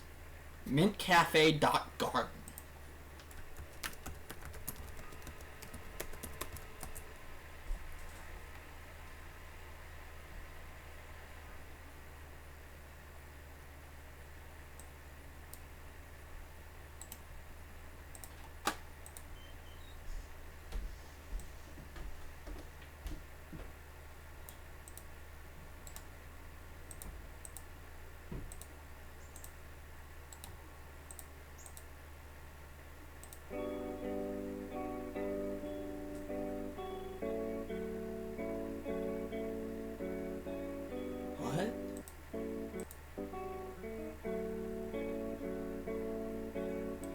I feel like this is the thing that it's referring to.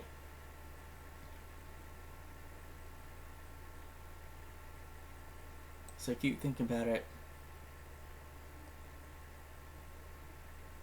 What? Okay.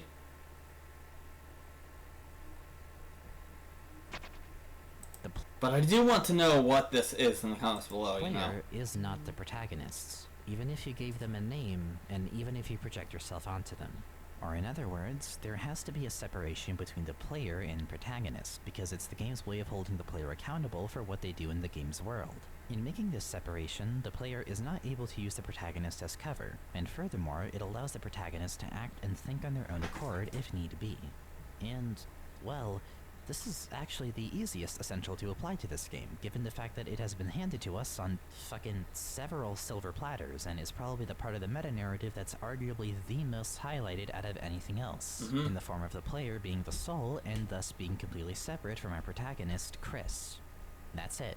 That's the separation. We could literally just cut this section short and move on to the next one, because in regards to looking for a straight answer, it's painfully obvious. Yes, it is. But, even with that answered, we can at least use this section to delve into Chris as a character in a way that I had held back on in Section 2, back when I was going over Chris's themes and backstory as a character.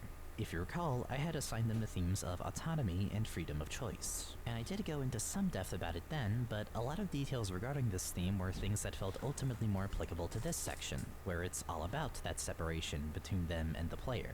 Having already gone over how those themes manifested even beyond the player's influence, now would be a good time to examine how the player does factor into this struggle for Chris to feel and control themselves. Because in that sense, it goes a lot deeper. The player and Chris. Dynamic between the player and protagonist into something brief. I believe that where Undertale's separation of the two was done to focus more on holding the player accountable for the power that they have over Undertale's world, and being able to directly question the player that way, Deltarune uses this separation by instead questioning how much you are willing to project onto a protagonist. Or in other words, how much do you actually see the protagonist as their own character, rather than just an extension of yourself?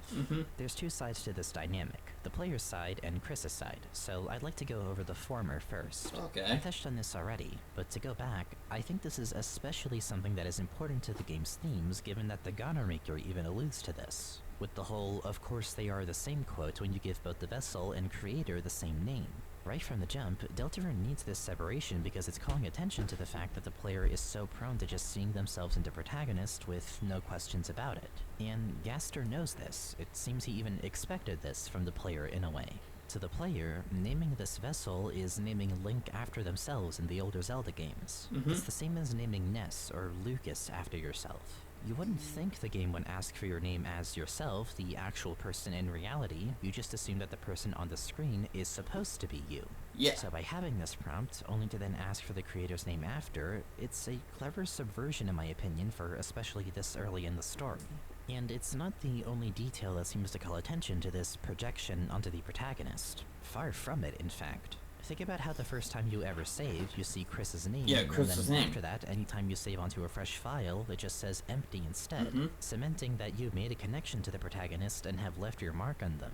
That no matter what, you're always projecting onto them in some way, even if you try to see them as their own character. It's the game's way of telling you that even if you do acknowledge the separation, you can't undo the necessity of having to project yourself onto Chris. Or else, how would you be able to have your own input on the game to begin with? Hell, the Dark World in general is more prone to acknowledging the player over Chris, as I mentioned in the last section. I think it's even designed to intentionally draw the player into preferring it over the Light World because of how much it accommodates more for the player in comparison. Okay. Aside from the more accessible UI and characters like Ralsei more blatantly acknowledging the existence of something controlling Chris and seeing it like a game, even smaller details like the rune referring to Castletown as Player Town support this. In short, the Dark World, to some extent, enables this projection, and it recognizes that it needs that projection in order for things to move forward in that world's story. Contrast this with the Light World, that seems to focus more on Chris rather than the player. The player's name never shows up in the Light World even if you manage to hack in a save point. And as far as we can tell, barring the weird route, nobody seems to even know that there's something else controlling Chris. Susie doesn't even know the player exists, and the closest that anyone can get is characters like Toriel and Noelle noticing that Chris is clearly not acting like themselves lately.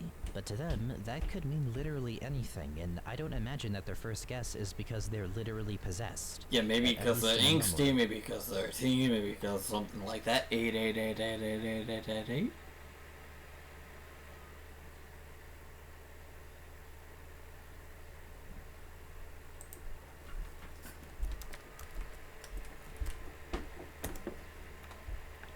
How many 8s are there? 1, 2, 3, 4, 5, 6.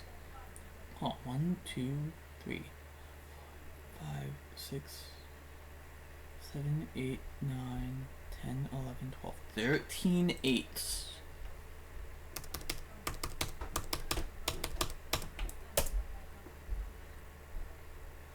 Oh, what is this? I feel like I'm not supposed to be here. This feels like something that I'm not supposed to be seeing. Or maybe it is. Something.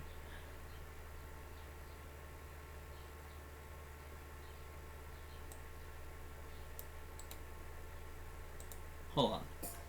What's the cipher that requires a passkey?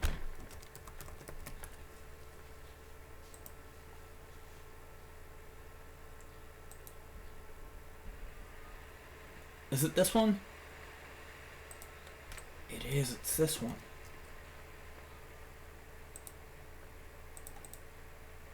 So I wonder if that text is the passkey.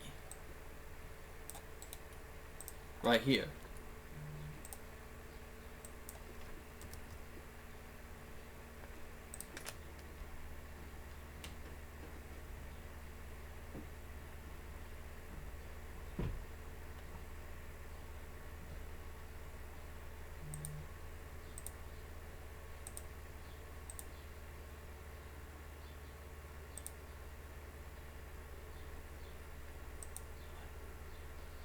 So it's not a Visionaire cipher. But I was right to assume that something's going on here.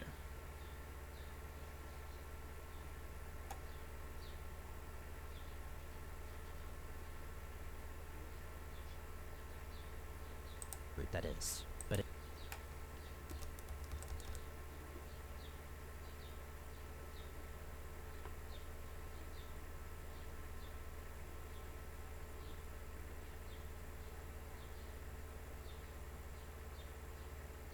maybe I do want to look for the secrets in this video.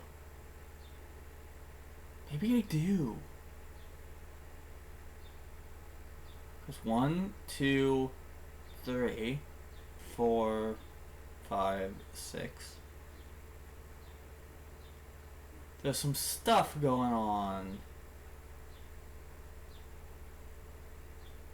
Maybe in the ending?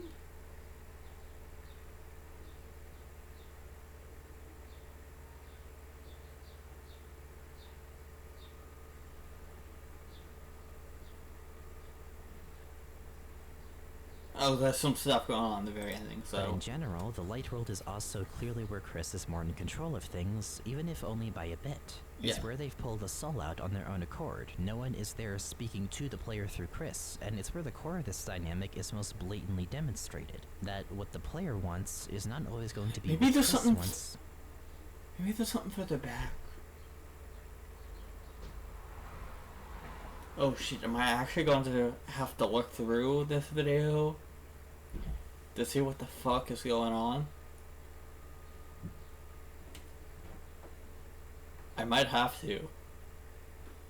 I might have to go back and rewatch this again after my initial rewatch to see what the fuck is happening here.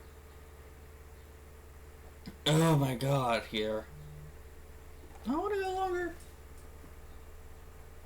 I mean, I'm feeling up for it. I'm feeling up for going longer. How much is in this part. Okay, so not long. Only about, 40 minutes or so. And we'll get through this versa. part. Some dialogue choices you get. Plus, I did say that I want to go over 2 hours today. Maybe you would rather go with Noelle or Rousey, but Chris only really aligns with the player if they pick Susie for that prompt. And even in the choices where you say something that Chris doesn't want to say, sure, they do have to say it, but that doesn't mean they'll say it in the way that you might want them to. You can make Chris say that they're perfectly fine after the neophyte, and they'll say it even if it doesn't sound convincing. But when you let them say that they're not alright, they mean that shit.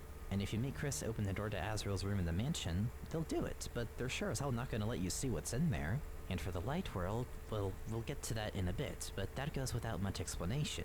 They know when to especially leave you out so that they have all the input to themselves. In the first few chapters, we can tell that they will go with the player generally, but they also know when to ensure that you won't intervene if there's something that they really want to do just on their own accord. Sure, that might mean that they'll have to throw the balance between player and protagonist against your favor if they decide to pull the soul out, but generally speaking, this is the dynamic at a somewhat balanced state. But when this balance is shifted in the other direction, well, that's where you get the weird route.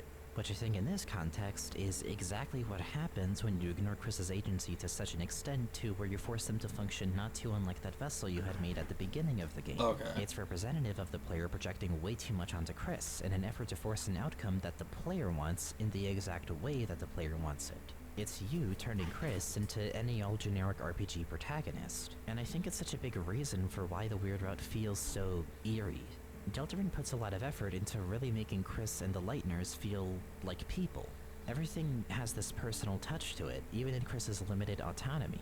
They have some means of expressing themselves, and having the flavor text for them reflect that. The game acknowledges that it is ultimately an RPG and that Chris is being projected onto, but I imagine you're meant to initially grow attached to Chris and the other Lightners as their own characters. You're meant to eventually see them like you would see a friend of yours at the very most, rather than like toys to play with against their own will. So when you go into the weird route and you start having Chris manipulate Noelle and other characters around them for your own benefits, and you see even the flavor text reflect this, save points now just saying that you were filled with power, and the stats menu just having these bare bones, impersonal descriptions of Chris and Noelle, it's like you're removing that very personal touch from them, and I think that's what makes it so fucking creepy for some. It's like seeing people who should be friends to you now just turn into things. Objects, something with no personal or sentimental value aside from pure function, and breaking them down into only their more essential roles. And the game goes about nailing the sin by having the weird route give the player a huge advantage, because not only do they end up projecting onto Chris so much that they manipulate Noelle directly, but the player is able to actually manifest themselves into the story beyond the soul in Chris.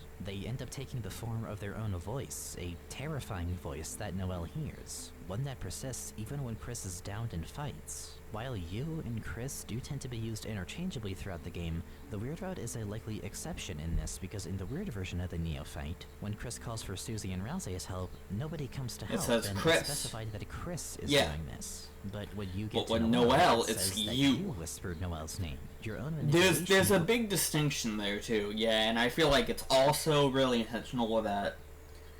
For all the other characters, it's just Chris called out to them. Chris called out to Rousey. Chris called out to Susie. Stuff like that, but nobody came. But then when it comes to Noelle, the only person that is actually affected by the weird route, and the person that we, as the player, call out to on certain occasions, and Noelle specifically states that she hears a voice not like Chris's, and it's a terrifying voice. It is totally intentional that the player, we, are the ones that call to Noelle. Not Chris, us as the player. And that's a very big distinction that I feel like people don't realize is intentional, because it actually proves the point that the player and Chris are separate. They are not the same person. The player is the soul. The antagonist is Chris. We are not the same. We are not the same as them, and they are not the same as us. The player themselves may also be diegetic in a weird certain way, although I'm not really sure if that makes sense, so it'll be interesting if the player should just become diegetic or not, but in this case, the player is not diegetic. you know. overrides Chris's ability to call for help. I mean, the play is culmination of the weird directly related to the story, but breaks enough bonds with the game and intended story, and even with the protagonist, in order to become so strong that they can just summon an over-leveled spellcaster in a difficult situation and instantly win as if it were nothing. It's a presence so strong that it even persists in the light world. It's so strong that it allows the player to bypass one of the unique cutscenes in the light world after the weird route just by pressing forward a few times. And it's one that actually makes Noelle really question what's happening with Chris, going from just thinking they're not acting like themselves, to now actually seeing that there's a problem and wanting to get to the bottom of it. In short, it sure as hell allows the player to project a lot more onto the game. And also the weird route has very, very stark and scary and concerning implications that may or may not carry along to chapters 3 and 4, considering that one of the major characters are either dead or just not alive at the moment. You know, Burley being frozen alive by Snowgrave and probably being stuck in a limo because, you know, his soul is still in the dark world, even though, you know, he is a character in the light world. I wonder how that is going to play out in 3 or 4 if there is no Birdley, or if something does happen to Birdley and he gets unfrozen, which would mean that all those fan battles of an unfrozen Birdley are real, in which case, oh, that's another can of worms to open up. Anyway, and strengthening their connection to it by a ton, at the cost of completely throwing Chris's agency to the wind, and with it throwing things off script and muffling, and even damaging in some cases, any kind of growth that characters like Noelle and Susie would otherwise go through. And, you know, actually fucking killing Birdley along the way. Yeah. Because the player is treating Chris solely like a shell for the player to insert themselves into, with no respect for their own agency or any say they want to have on the matter, onto a world that sees itself as real and treats itself more like a real world rather than a fictional one, it fully nails in how important this dynamic is and how disastrous it can be if it's thrown completely off balance. And that's not even going into the whole thing I mentioned with how this route involves breaking bonds and manipulating said bonds in the player's favor. Especially if going with the theory that hyperlink blocked is actually love, there's plenty of things in the weird route that have strangely romantic implications. Saying that you'll ride the Ferris wheel with Noelle, a few of the main items for the weird route being rings that Noelle can wear and referencing and alluding to them like they're wedding rings, and referring to Chris and Noelle's relationship like it's something more than just friends. Spampton literally asking if Chris and Noelle were making love. Yeah. Under this theory, it's fucking creepy, and it intentionally so. Because not only are you I mean, it feels like the weird route is kind of portraying this exactly how it should, and it's fucking creepy, because here's a protagonist who is, you know, not usually doing anything at all, allowing a third party to speak through them to manipulate a person that is their friend to do their bidding. It's especially creepy, considering the fact that Noelle just blandly goes along with what Chris is saying because it helps her get stronger. Girl? Your friend...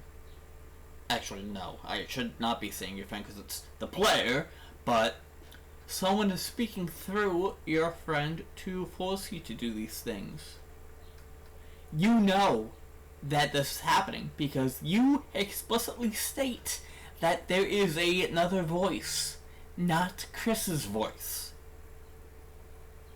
Don't you think that's a little weird?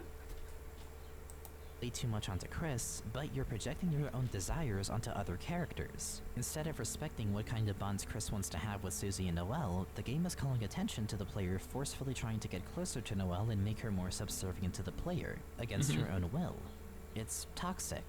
Yet, if this were any other game, then this would just be how it goes. That's how relationships work with fictional characters in games, right? And here, Deltarune begs to differ in that regard. And it's not just in the weird route. if I really wanted to poke the hive a little bit, for as much as I love Rousey as a character, the Yeah. scenes where him and Chris are alone, with the player still controlling them and where you're able to hug him and borderline flirt with him on occasion, kind of have their own weird implications. I don't think Rousey is literally Asriel, or that they're even going to be remotely similar characters in personality, but I can't deny that the similarities are there. Yeah. No matter what way you look at it, Rousey does resemble a member of the Dreamer family. If not Asriel specifically, he sure as fuck looks like a Dreamer, and that's probably why Chris doesn't really see him as highly as they see Susie. To them, it's like seeing a weird alternate version of their brother when Asriel was younger. Not quite the same, but still clearly reminding them of him. And I imagine they probably feel a way about the player trying to flirt with and be so affectionate to Rousey through Chris. You don't want to do that to anyone in your family, obviously, and that would extend to someone who would ultimately remind you of someone from your family.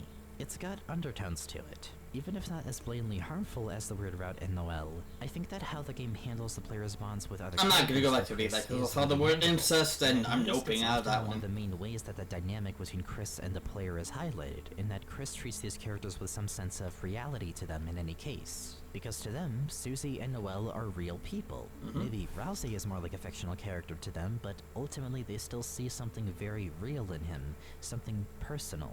Whereas the player doesn't feel that realness nearly as much, and it leaves them prone to treating these characters very superficially.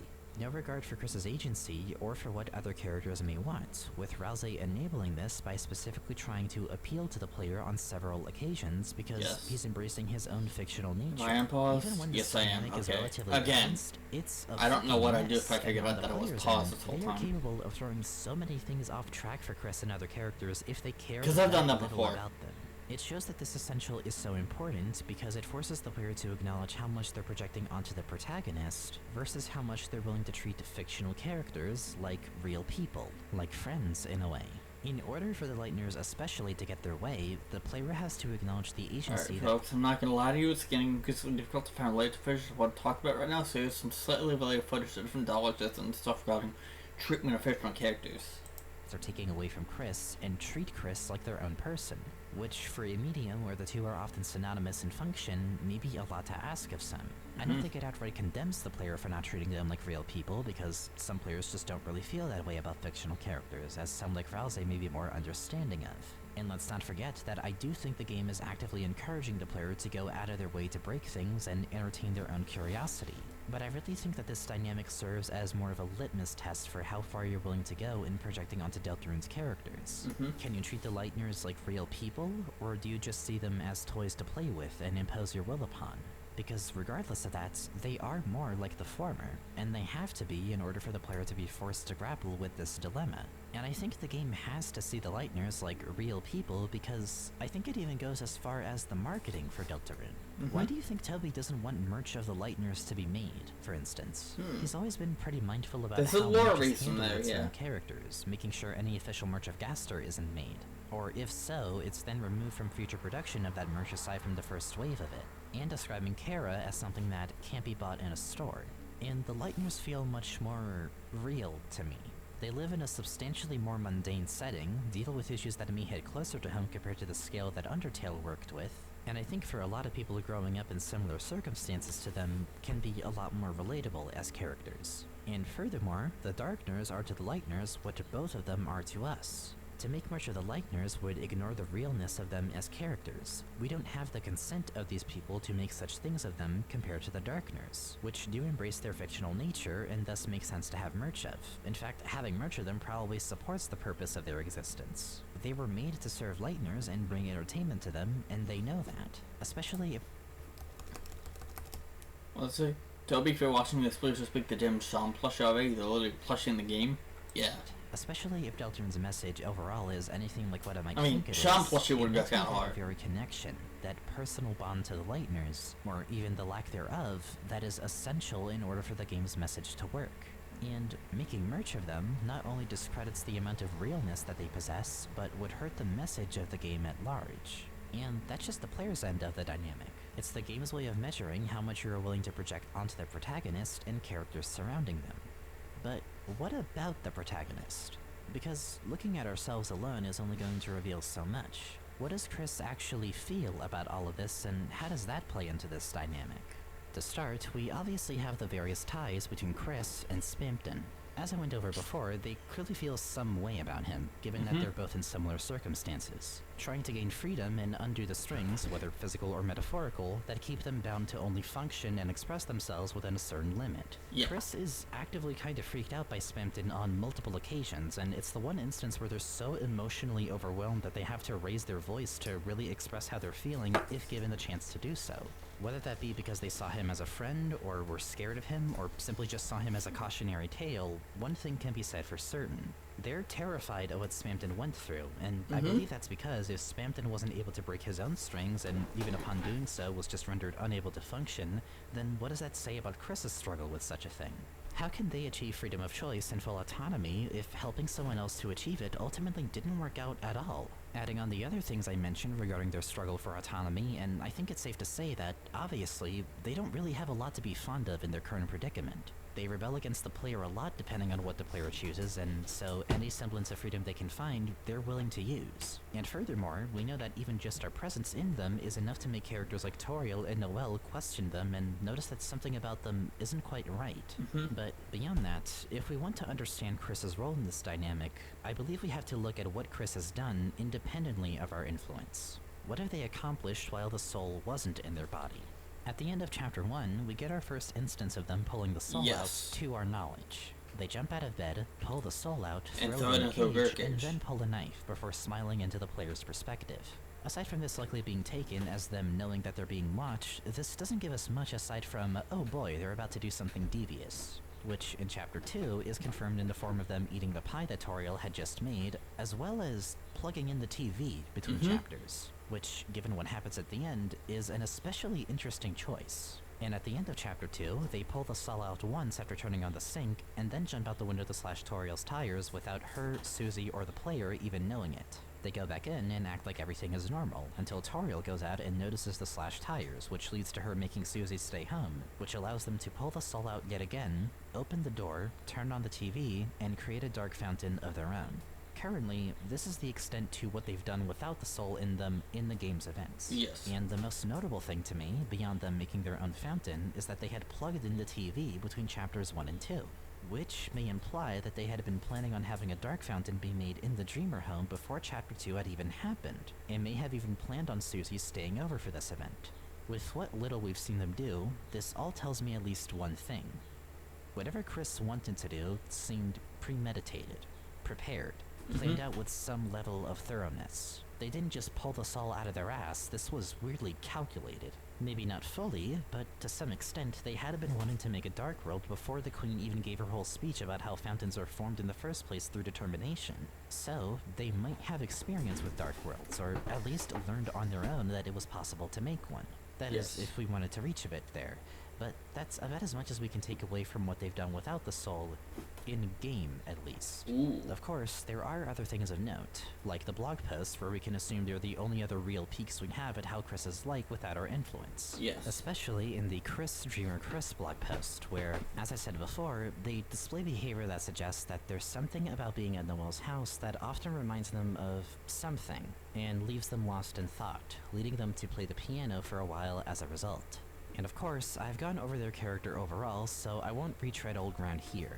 Yeah. Oh? But there is one thing that I did leave out. Or, well, a few things. But it all culminates into what I believe is what I did leave out.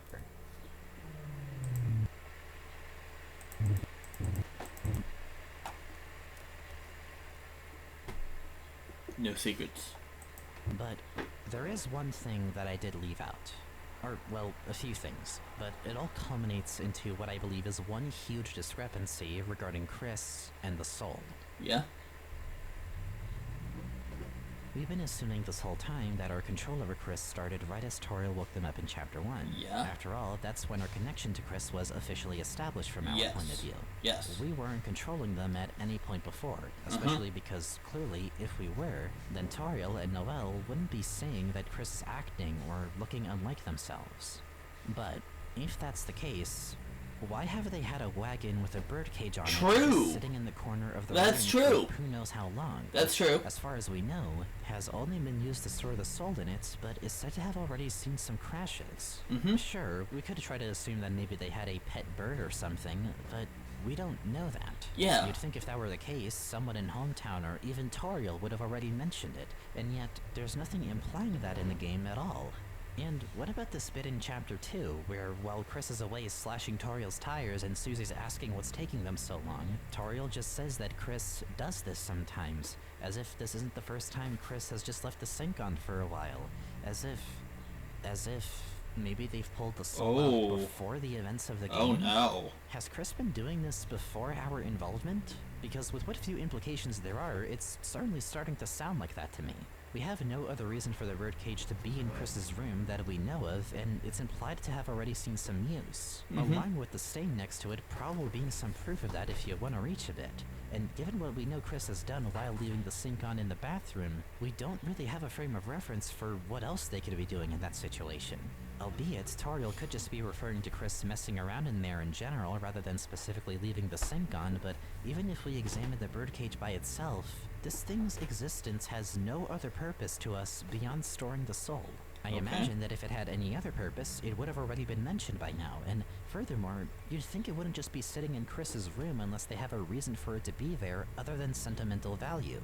What other reason could Chris have to have a birdcage in their room if not to store the soul in it? With all of this in mind, I feel I have to make the conclusion currently that, yes, Chris must have been using this birdcage to store the soul even before our involvement and influence on them in the game itself. Okay. Which of course leads into the next question. Why? If there's no other force controlling the soul before our involvement, as far as we know at least, then why would they still be pulling it out at all? What reason do they have to throw their own soul out even if we're not controlling it? And to that, well, I'm gonna be real with you. I don't fucking know. Yeah. Seriously, I don't know. It's been over a year since I started working on this series, and this is a rare case where I don't even think I have an educated guess that sounds good enough. It feels paradoxical and makes no sense, but this birdcage's existence can't be justified in any other way for me. And I feel that so far there's only evidence leaning towards them having done this to their soul before our involvement. You could argue that the flavor text regarding it could just be referring to something more mundane, like it seeing a lot of crashes outdoors rather than in the room, or maybe it having had a pet in it at some point that escaped or passed, but again, its constant presence in this room suggests that Chris has had a reason to use this wagon and cage recently enough that they've been using it for the soul specifically before we began controlling it. And we could make the argument that maybe there was some other force controlling the soul before us, but that just sounds rather contrived to me and like it would only complicate things further. But I'm fixated on this birdcage because I'm certain that this one object may be instrumental to understanding Chris as a character. I just feel that it's a case of retroactive foreshadowing currently. Because for some reason, I am sure that this birdcage has to be extremely important to the story and it will have more light shed on it eventually, but that it just hasn't gotten to that point yet in the narrative where it's relevant. I think it will become a thing where it'll seem super obvious why Chris has always had this cage around or what it really means, but only if you already have the context for it from much later in the game, which we obviously don't have. But what we do have are themes and potential symbolism. The birdcage as a symbol in relation to Chris's themes of autonomy and freedom of choice, I feel should go without saying. It is Chris's way of turning that lack of agency that they've struggled with back onto us, rejecting the force that's keeping them from being themselves and limiting it in a form of retaliation. Once it's closed, there's no escape. But, of course, this gets more difficult when thinking about why they would pull the soul out before our involvement. And it's still something that I feel we just don't have all the pieces for yet, but I do think the community has actually gotten pretty close. I'd like to use this bit to go over a couple of theories that I saw related to the birdcage and Chris pulling the soul out in general that I think fit in shockingly well with the birdcage's potential importance. There's a video by Shadow of Roserade regarding how knives in Undertale and Deltarune are used thematically and the such, and I heavily recommend you go check it out anyway. Their videos and coverage on the games are very thorough and well researched. But a theory about it that I think relates quite a bit to this is how one could take things like pulling out the soul and even the use of knives as stuff that could have some self-harm implications. As they point out in this analysis, every instance of Chris removing the soul has Chris's knife involved. They pull it out as a further means to show defiance to the player. They use it to cut up and eat the pie. They use the knife to slash Toriel's tires. And of course, they use it to open a dark fountain. The knife could act as something of a companion thematically to Chris removing the soul. And again, their video goes over the deeper implication to this in great detail. But I specifically want to focus on the self-harm implications. I feel it probably goes without saying how the imagery of knives connects to that, but when applying it to what Chris does with the soul, it makes me look at it in a very interesting light. What Chris does with the soul looks painful. The damage sound even plays repeatedly every time they do it, and they clearly have to endure some pain in order to remove the soul in the first place. I suppose if you were to gauge any real reason for why they may have been removing it before our involvement, it may have been an act of self-harm. Although, that by itself wouldn't really explain anything, and it only adds more questions. We have the reason, but what warrants that reason exactly? That's where it still gets rather hazy, until we try to take a deeper look at what exactly the soul really means to Chris, and what it means in general in Deltarune's world. A soul, as we know it in the lore between both games, is known to be a culmination of one's being. It is how someone can exist beyond their physical form. By this definition, Chris's soul should be the culmination of their being. It should be what makes them truly themselves. And so I feel that in throwing the soul out of their own body, with or without the player's influence, it becomes not just an act of removing the soul and harming themselves, but rejecting their own self-rejection. Rejecting what makes Chris, Chris. Perhaps out of a self-hatred for some aspect of themselves, self-consciousness for what makes them other than people in hometown, or feeling like an outcast or not as accomplished as someone like Asriel or the Dreamer family in general. We have to think about Chris's circumstances before the player was even involved. We know they feel a certain way about their place in the family and in hometown, and they clearly seem uncomfortable in their own skin. They don't like seeing other humans. They've expressed some desire to be a monster like the other Dreamers, and yet they can't. That much, they are unable to choose for themselves. To that end, they can't achieve the autonomy that they may ultimately want, only approximations of it, a headband where their horns should be. And as far as we know, the other Lightners, or particularly the monsters, don't really have souls in the way that Chris does. They may have something like monster souls, but regardless, it's not the one that Chris has. And if that's the case especially, then there's no better symbol for what Chris wants to reject than the soul itself. There's no better choice for what you'd rather remove if you hate the very culmination of what makes you the person that you are. And furthermore, you may conclude that if this culmination is what's limited you and kept you from what you really want to be, that you'd retaliate by putting that very culmination in a cage, the way that you feel it's kept you in one for your whole life. The only guess I can give for why the birdcage may have been there, and may have been used for the soul before our involvement, is that even if the player wasn't limiting their agency before that point, to Chris, that wouldn't even have mattered. You can't be happy with your soul if you feel it's the reason that you can't make the changes that you want to make in your life. To that end, that is what I think the birdcage represents, and while I'm lacking the exact context behind it and what role it may play in the story, if any, I feel that's about as good as I'm gonna get in analyzing the why of it and its relevance to Chris and the player. Which, speaking of, this is all keeping in mind Chris before the player's involvement. I'd like to bring in the second video related to this topic that I think is also excellently done in a really good, even if pretty esoteric watch by Wire Girl about the body without organs and how that applies to Deltarune. I especially recommend watching it if you're interested in a more in-depth look at it, because there is no way that I'm going to be able to succinctly summarize what that video goes over and what a body without organs is in its full capacity. But to give a super general explanation that just applies to Deltarune, their video goes over how Chris pulling out the soul draws a lot of parallels to the idea of being a body without organs. To explain this incredibly simply, imagine that in any given thing, there are parts, and the interaction of those parts between each other make up a body, a whole of some kind. However, a body often only allows those parts to interact with each other in one specific way, yet despite that, there is always an underlying potential for that to change. That potential for change, and for those parts to operate in every other way imaginable, is the so-called body without organs, a state of infinite possibilities. To apply this philosophy to Deltarune, the body is hometown itself and the people in it. It's the unchanging nature of small towns, how, despite them being often very tight-knit, nothing really new happens. All the places are the same. The politics are the same, the people are the same, and Chris's routine in this town is the same. It's all very stagnant, especially before the player's involvement. Taking what I said about their discontent for the soul, their inability to achieve the freedom of choice that they desire is another facet of this. They can't choose who they are in this world, and are stuck with the soul as is. But then comes the player, and the Dark Worlds, and suddenly, everything is now thrown out of whack. Chris and Hometown achieve that state of infinite possibilities of being a body without organs as a result of the player's introduction. Things are now happening, and things are suddenly different from the norm and are beginning to change rapidly. Becoming a body without organs in this case is a process of recognizing the motions you've been used to going through and allowing yourself to embrace going through different motions altogether. When we look at how this applies to Chris, aside from them literally removing an organ from their body, we now see their actions in a new light potentially.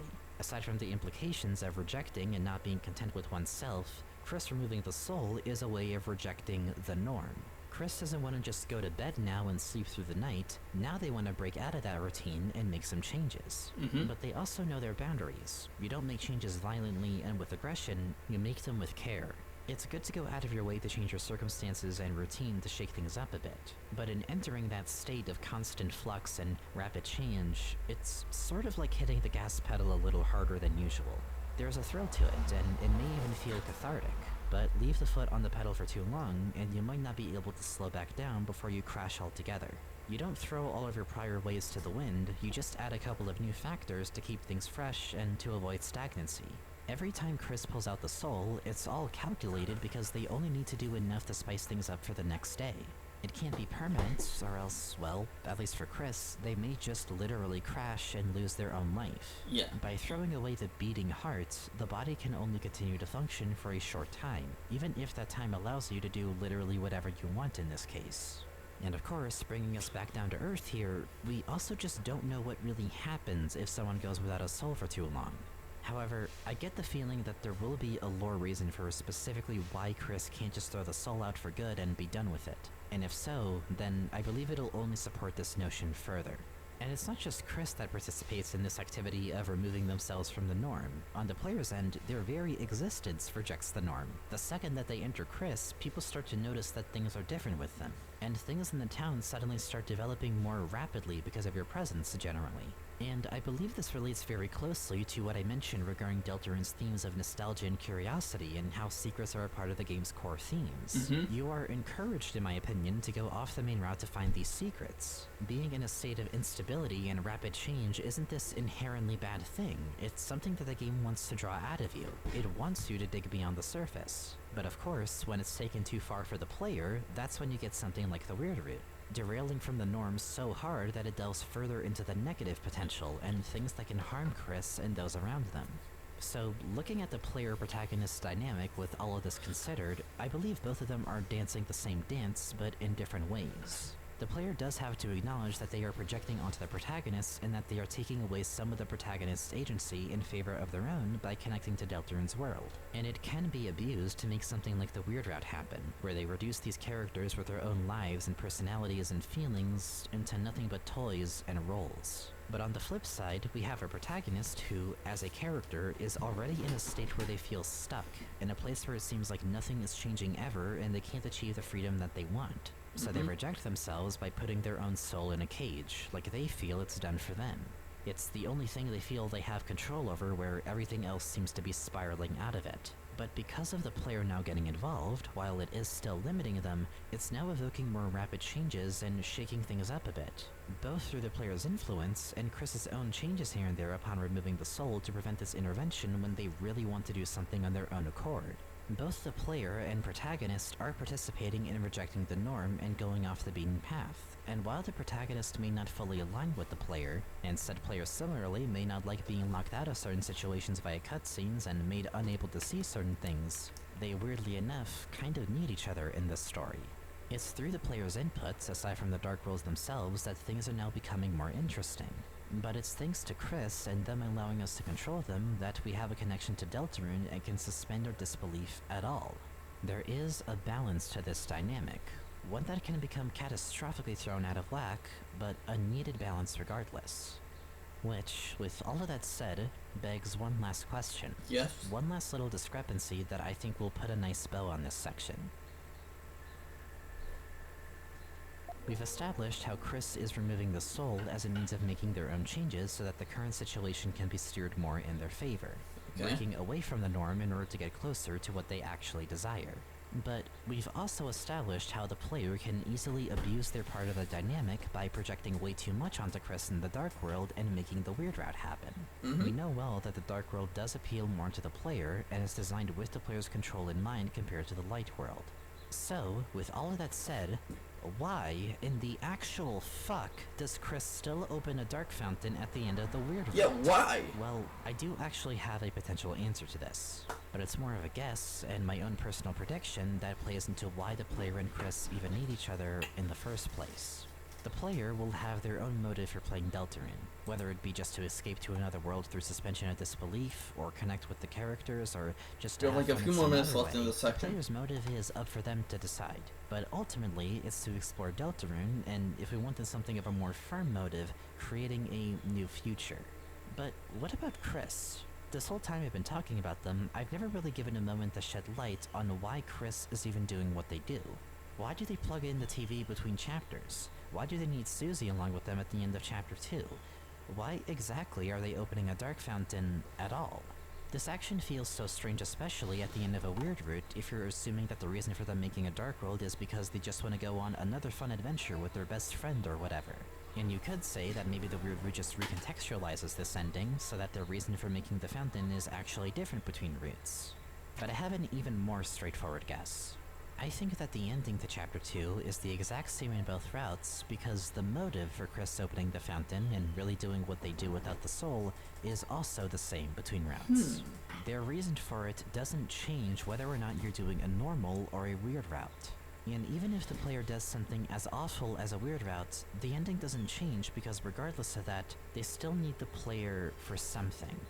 What I'm implying here is that their reason for opening a fountain is more important to them than anything that the player may do in Deltarune. It's not to say that they don't feel bad about the weird route, of course they do. But what I'm getting at is that their reason for going back to the Dark World is much more personal and specific, and it's to achieve something that Chris can't just do on their own.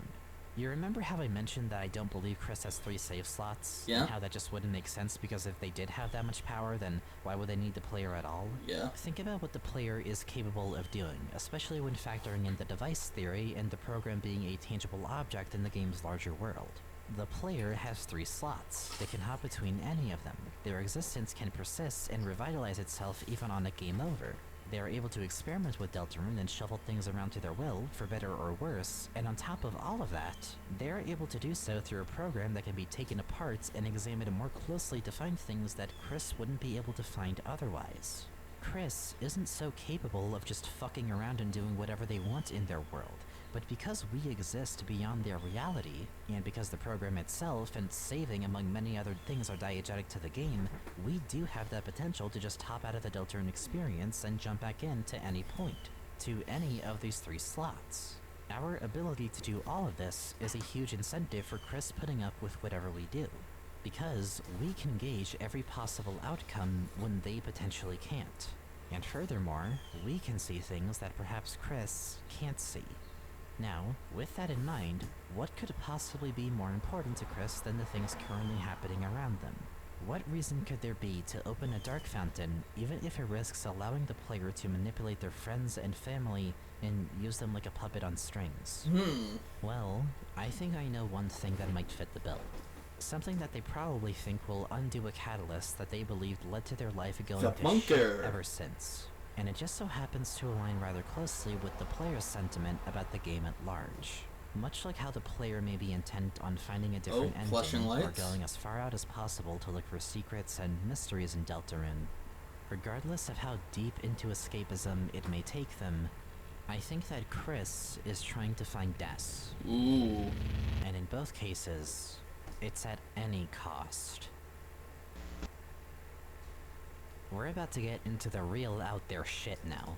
Alright. Before we do, let's recap this section, as we've not only easily answered how the player and protagonist are separate in Deltarune, but we've been able to surgically dissect exactly how that separation is being used in the meta-narrative.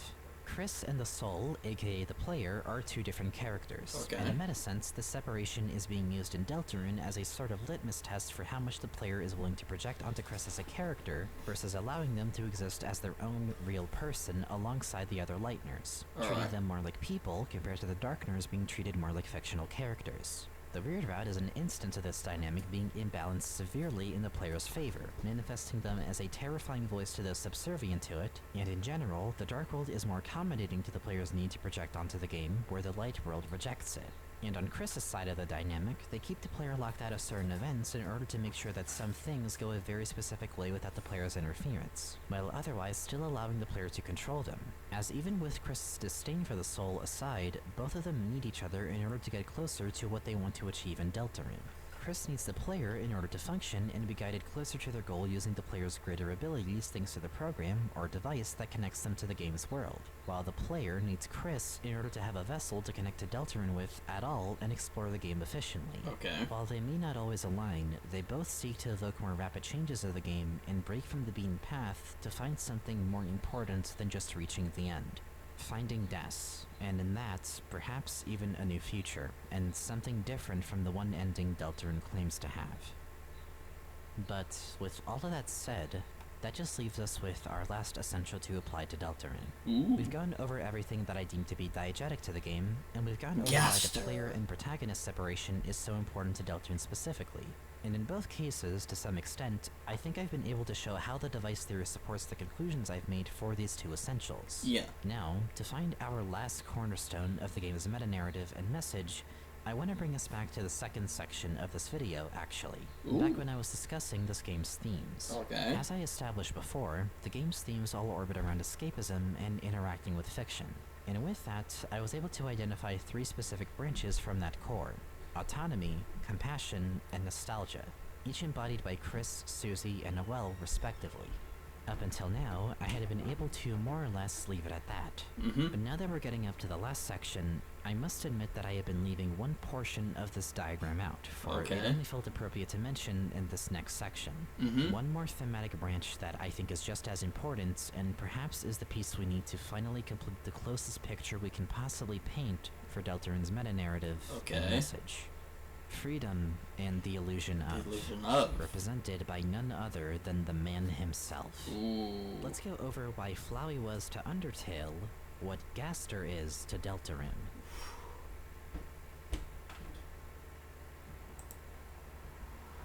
And we will leave it at that. Wait. Yeah, we'll leave it at that. We'll get into the good shit in the next part, because we're going to be going over Gaster and how he relates to Deltarune's meta-narrative. But for now, I will leave it at that. It's been over 2 hours that I've been recording this, and I feel like it's a good stopping point for this part to stop at the beginning of the next section. Next part will surely be the one that we finish this goddamn video. Hopefully, it will be. I want to make sure that I'm in the best possible spots, health-wise and mind-wise, to finish this one, but this has been part C of the Device Theory Part 3 finale. See you all in the next one, later.